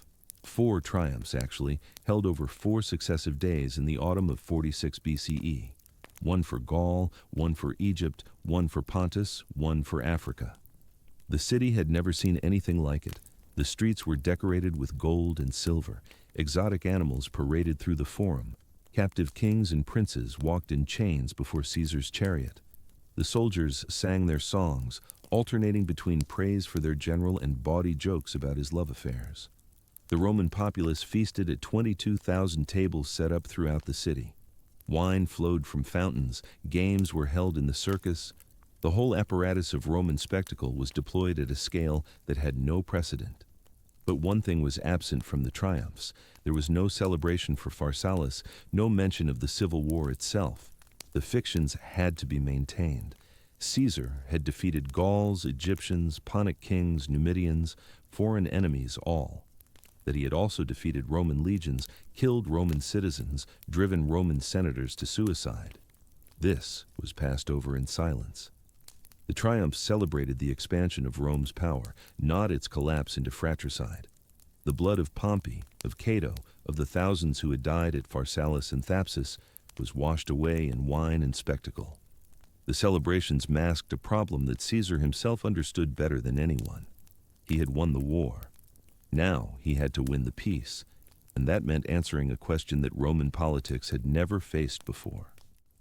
What do you do with a man who has become so powerful that no institution can constrain him? The Republic's constitution was built on checks and balances, on the diffusion of power among competing magistrates, on the principle that no single person should hold supreme authority for long. But Caesar now held power that made a mockery of these arrangements. He was dictator, not the emergency office of old, limited to 6 months in specific crises, but dictator perpetuo, dictator for life. He controlled the armies, he controlled the treasury. He appointed magistrates, assigned provinces, determined policy. The Senate still met. The assemblies still voted. But everyone understood that these bodies now ratified Caesar's will rather than expressing their own. Some embraced the new reality. The civil wars had been exhausting. The Republic had been paralyzed by faction for decades. Perhaps one-man rule was simply more efficient, more stable, more capable of governing an empire that now stretched from Spain to Syria. If the price of peace was submitting to Caesar, many Romans were willing to pay it. Others seethed in silence. The old aristocracy, the men whose ancestors had built the Republic, who had grown up believing that they were Rome's natural rulers, watched their power slip away and told themselves that this could not stand. Every day, Caesar did something that reminded them of what had been lost. He pardoned enemies who had not asked for pardon, demonstrating that their lives existed at his pleasure. He appointed men to offices, bypassing the traditional elections that had determined status for centuries. He reformed the calendar, adding days and months, renaming a month after himself, July, which still bears his name. He placed his own image on coins, something no living Roman had ever done.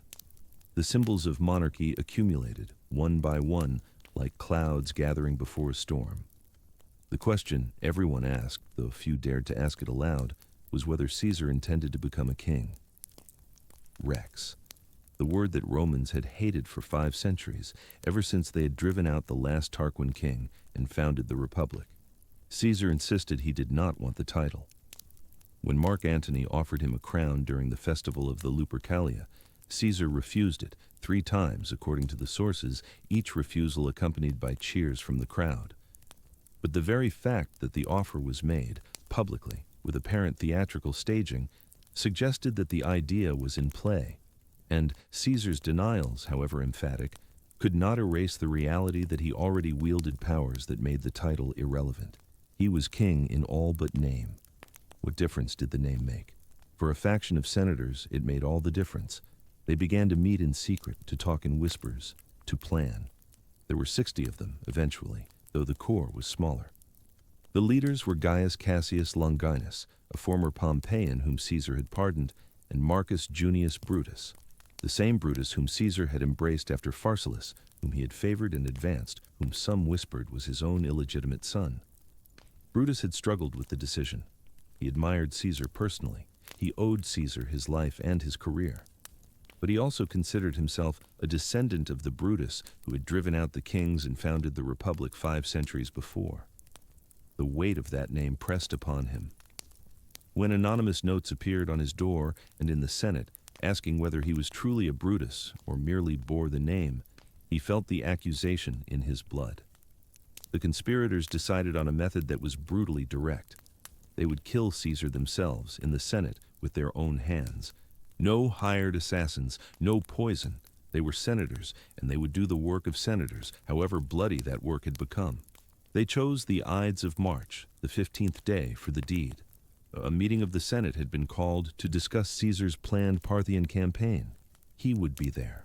They would be there. They would bring daggers hidden in the folds of their togas, and they would strike.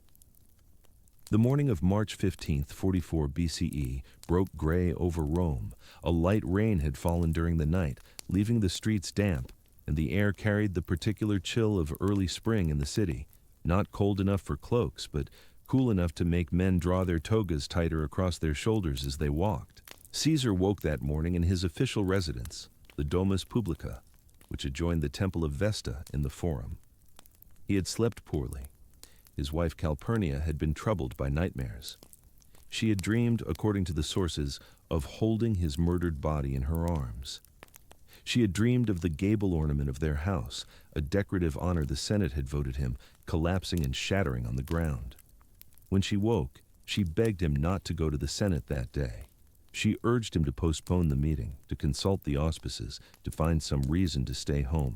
Caesar, who had crossed the Rubicon and conquered Gaul and defeated Pompey, listened to his wife's fears, and for a moment he hesitated. The sources disagree about what happened next. Some say that Caesar had already made up his mind to go. Others say he was genuinely considering staying home, that the nightmares, combined with his own uncertain health, had unsettled him more than he cared to admit. He was 55 years old, and the punishing years of the Gallic campaigns had left their mark on his body.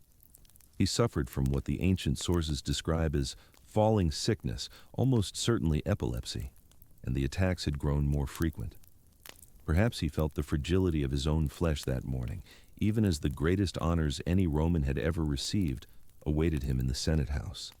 What tipped the balance was the arrival of Decimus Brutus. Not Marcus Brutus, the famous one, the descendant of king's enemies, the man whose name would echo through centuries.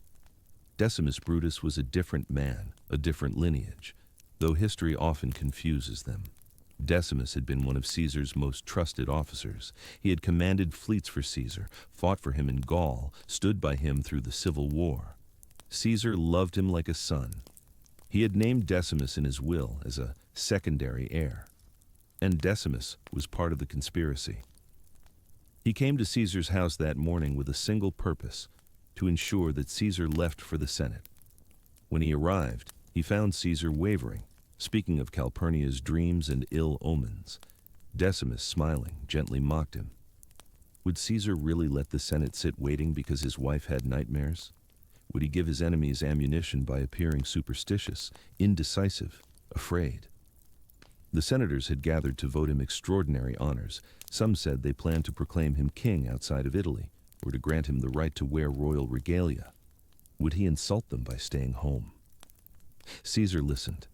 Caesar, who had never in his life been accused of cowardice, who had built his entire career on forward motion and absolute confidence, could not bear the thought of appearing weak.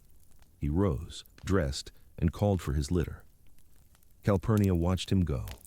She would not see him alive again. The walk from the Domus Publica to the theater of Pompey, where the Senate was meeting that day, was not long, perhaps 15 minutes through the streets of Rome. Caesar traveled in an open litter, as was his custom, visible to the crowds, acknowledging the greetings of passers-by. The city was busy that morning. The Ides of March was a festival day, and Romans had gathered in the streets for the celebrations. Along the way, according to several sources, Caesar encountered warnings. A soothsayer named Spurina had told him weeks earlier to beware the Ides of March. When Caesar saw Spurina that morning in the crowd, he reportedly called out to him, "The Ides of March have come." Spurina's reply was quiet but pointed. "Aye, they have come, but they have not yet gone." A Greek philosopher named Artemidorus, who had learned of the conspiracy through connections in the plotters' households, had written out a detailed warning and was waiting along Caesar's route. He pressed through the crowd, handed Caesar a scroll, and begged him to read it immediately. It concerned him personally, Artemidorus said. It was urgent. Caesar took the scroll, but the press of people around him was great, and he held it in his hand without unrolling it, intending to read it later. Later would not come. The theater of Pompey stood on the Campus Martius, outside the old sacred boundary of the city. It was an enormous complex, Rome's first permanent stone theater, built by Caesar's former ally and eventual enemy, Pompey the Great. Behind the theater proper was a large colonnade and meeting hall, and it was here that the Senate assembled that day. The usual meeting place, the Curia Hostilia, had burned down years earlier and was still being rebuilt. There is a dark irony in the location. Caesar would die at the base of a statue of Pompey, the man he had defeated, the man whose severed head he had wept over in Egypt, the man whose political legacy he had spent years dismantling. The ghosts of the Civil War would watch him fall. The senators had gathered by the time Caesar's litter arrived, nearly 300 men in white togas bordered with purple, the costume of Roman authority, milling about the colonnade, talking in low voices, waiting. Among them were 60 conspirators, each carrying a concealed dagger, each knowing what the next hour would bring. They had rehearsed. They had assigned roles. They had prepared for every contingency, except perhaps the full weight of what they were about to do. Caesar entered the hall and walked toward his golden chair.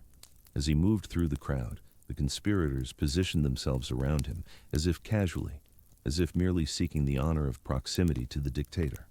Mark Antony, who might have defended Caesar, had been deliberately detained outside by one of the plotters, Trebonius, who engaged him in conversation at the door, keeping him occupied. The signal came from a senator named Tullius Cimber, who approached Caesar with a petition. His brother had been exiled, and Cimber begged Caesar to pardon him. Caesar refused. Cimber pressed closer, grasping Caesar's toga with both hands, pulling it down from his shoulder, the prearranged sign. And then the blades came out. The first blow was struck by Publius Servilius Casca, who stabbed downward toward Caesar's throat but hit his chest instead, the blade glancing off bone. Caesar twisted, grabbed Casca's arm, and cried out, in Latin according to some sources, "Casca, you villain, what are you doing?" Then the other daggers were upon him. The ancient sources describe the next moments as chaos, a frenzy of arms and blades, the conspirators pressing so close that they wounded each other in their eagerness to strike. Brutus received a cut to his hand. Cassius was slashed across the face. They stabbed wildly, desperately, the work of assassination messier and more terrible than any of them had imagined. Caesar fought at first. He was 55 and ill, but he had survived dozens of battles, and his instinct was to resist. He used his stylus, the sharp metal writing instrument he carried, as a weapon, stabbing at hands that reached for him. He tried to rise from his chair, to find space to maneuver, to reach the door, but there were too many of them, and the blades kept coming. At some point, the sources disagree on precisely when, Caesar saw Marcus Brutus among his attackers, blade in hand, face twisted with terrible purpose. According to the tradition that has echoed down through centuries, Caesar spoke his final words in that moment. Kai su teknon, you too, child? Whether he actually said this, we cannot know. The phrase survives in Greek, suggesting it may have been a literary invention by later historians rather than an actual utterance. The Latin version that Shakespeare would immortalize 2,000 years later, et tu, Brute, appears nowhere in the ancient sources. But the sentiment, if not the exact words, captures something essential about the moment. Caesar had pardoned Brutus. Caesar had elevated Brutus. Caesar may have believed on some level that Brutus loved him. And now Brutus was killing him. Caesar stopped fighting. He pulled his toga over his head, some say to hide his face, others say to arrange his garments for a dignified death. He fell at the base of Pompey's statue, and the conspirators continued stabbing, continued striking, until they were certain he was dead. He had 23 wounds on his body. Only one of them, according to the physician who later examined him, had been fatal. A thrust between the ribs that had pierced his heart. The senators who had not been part of the conspiracy fled the moment the attack began. They poured out of the hall into the streets, spreading panic through the city. The conspirators were left standing over the body, their hands and togas drenched in blood, suddenly unsure what to do next. They had planned the killing meticulously. They had not planned what came after. Brutus attempted to address the senators, to explain that they had freed Rome from tyranny, that the Republic had been restored. But the hall was empty. The audience had fled. The conspirators walked out into the streets, waving their bloody daggers above their heads, crying out for liberty. But the crowds that had gathered shrank back from them in horror. No one cheered. No one celebrated. The citizens of Rome looked at the men who had just murdered their dictator, and they saw not liberators, but murderers. The body of Caesar lay where it had fallen for nearly 3 hours. No one dared approach it. Finally, 3 of his household slaves arrived with a litter and carried him home to Calpurnia, whose nightmares had proven prophetic. The funeral came 4 days later, in the Forum, at the foot of the Rostra, where so many speeches had shaped Roman history. Mark Antony delivered the eulogy, the speech that Shakespeare would reimagine centuries later with the words, "Friends, Romans, countrymen." The actual words Antony spoke are lost, but their effect is recorded. As he spoke, as he held up Caesar's blood-stained toga and pointed to each wound, the crowd's grief turned to rage. They began to scream for vengeance. They tore benches from the Forum and built an improvised funeral pyre on the spot, burning Caesar's body in the heart of the city he had ruled. Then the mob went hunting. They rampaged through the streets, looking for the conspirators, torching the houses of those they suspected of involvement. They found a poet named Cinna, not Cinna the conspirator, but an entirely different man who shared the name, and they tore him apart with their bare hands, realizing their mistake only after he was dead. The assassins had expected gratitude. They had expected the Roman people to embrace them as saviors. Instead, they found themselves fleeing for their lives, barricading themselves in their homes, eventually abandoning Rome entirely. Within 2 years, every major conspirator would be dead, Cassius and Brutus by their own hands, after their armies were crushed at Philippi by the forces of Antony and Octavian. The republic they had killed Caesar to save would not survive him by 20 years. The civil wars that followed the assassination would consume a generation, pitting Roman against Roman, legion against legion, until finally Augustus, Caesar's heir, adopted son and avenger, emerged as sole ruler of Rome. The Republic became the Empire.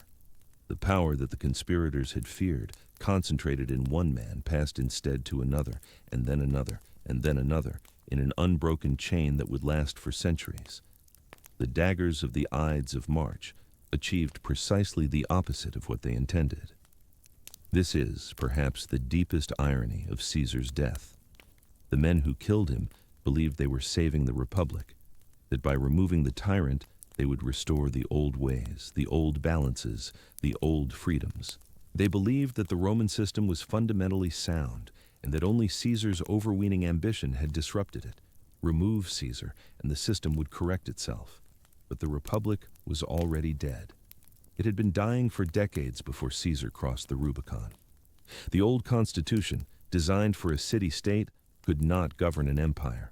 The old aristocratic competition, once constrained by custom and tradition, had metastasized into open warfare. Marius and Sulla had marched on Rome before Caesar was born. The violence of the late Republic, the political murders, the street battles, the proscriptions, the purges, had made men hungry for stability, even at the cost of liberty. Caesar did not kill the Republic. He was a symptom of its decay, not its cause. The conspirators confused the disease for the man and cut out the man without touching the disease. What remains 20 centuries later?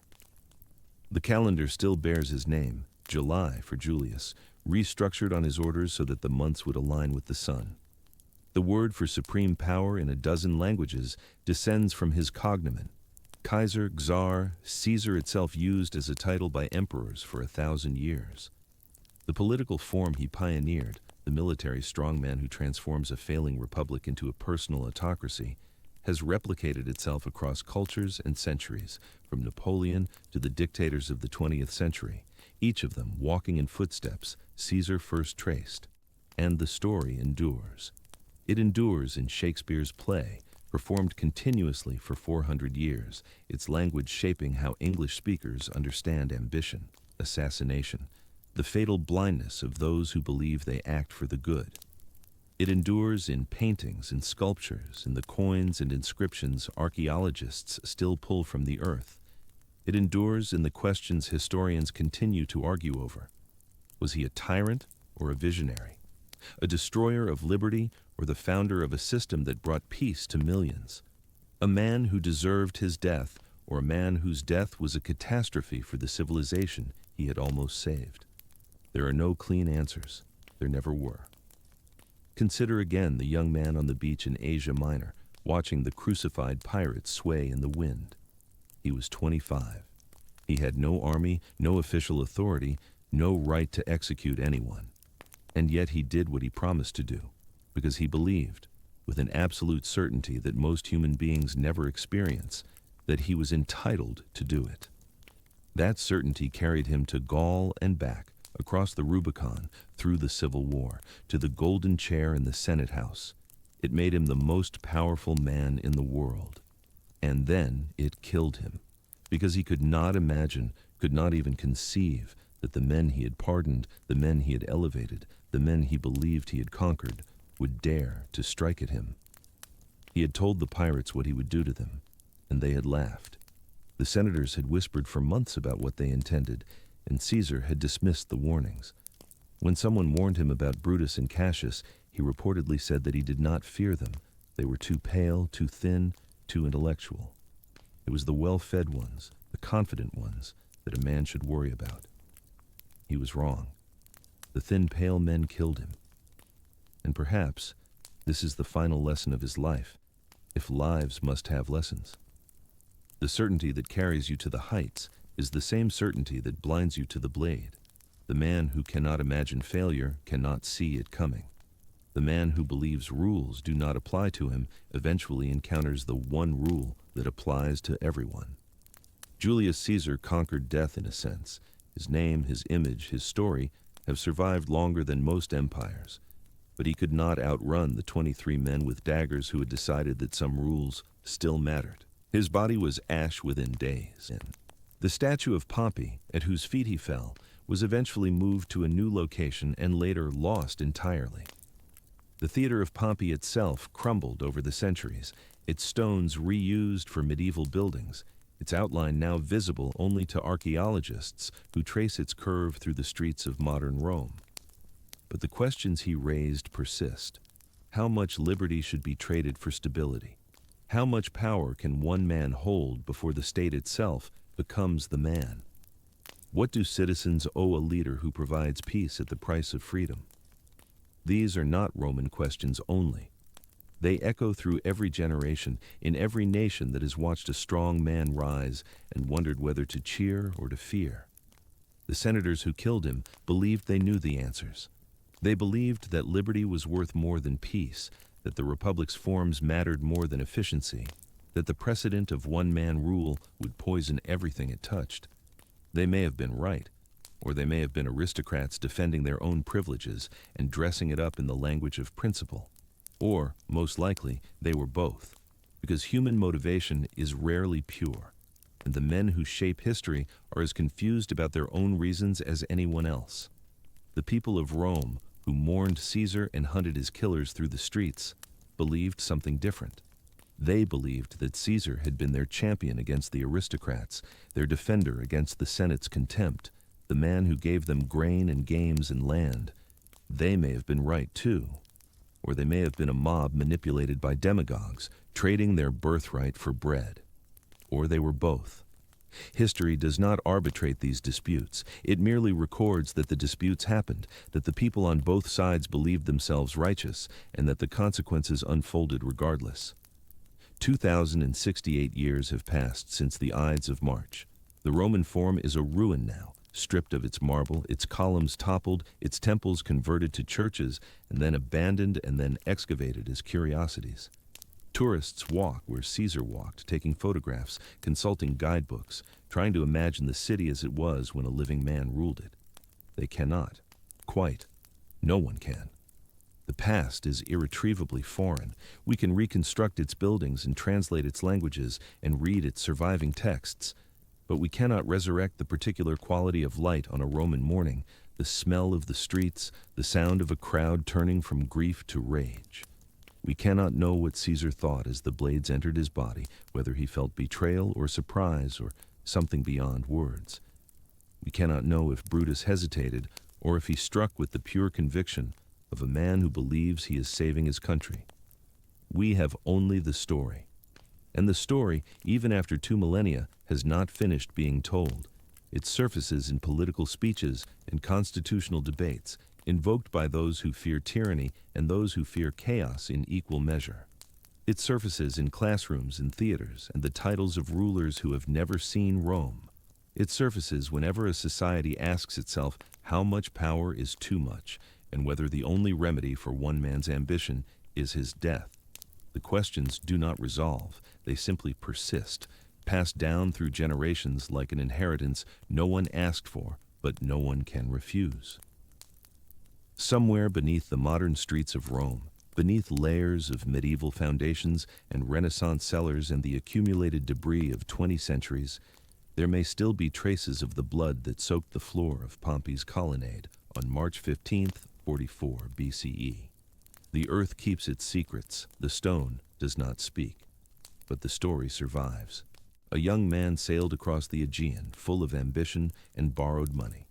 He was captured by pirates, and he told them, laughing, that he would return and crucify them all. They thought it was a joke. It was not a joke. He became the most powerful man in the world. He reformed the calendar. He conquered nations. He crossed rivers that could not be crossed and broke rules that could not be broken. He believed, with perfect certainty, that he was destined for greatness. He was right. And then he was dead, sprawled at the feet of his old enemy's statue, 23 wounds in his body, his blood pooling on the marble floor. The senators who killed him believed they had saved the Republic. They had ended it. The pirates who captured him believed they had caught an ordinary Roman traveler. They had not.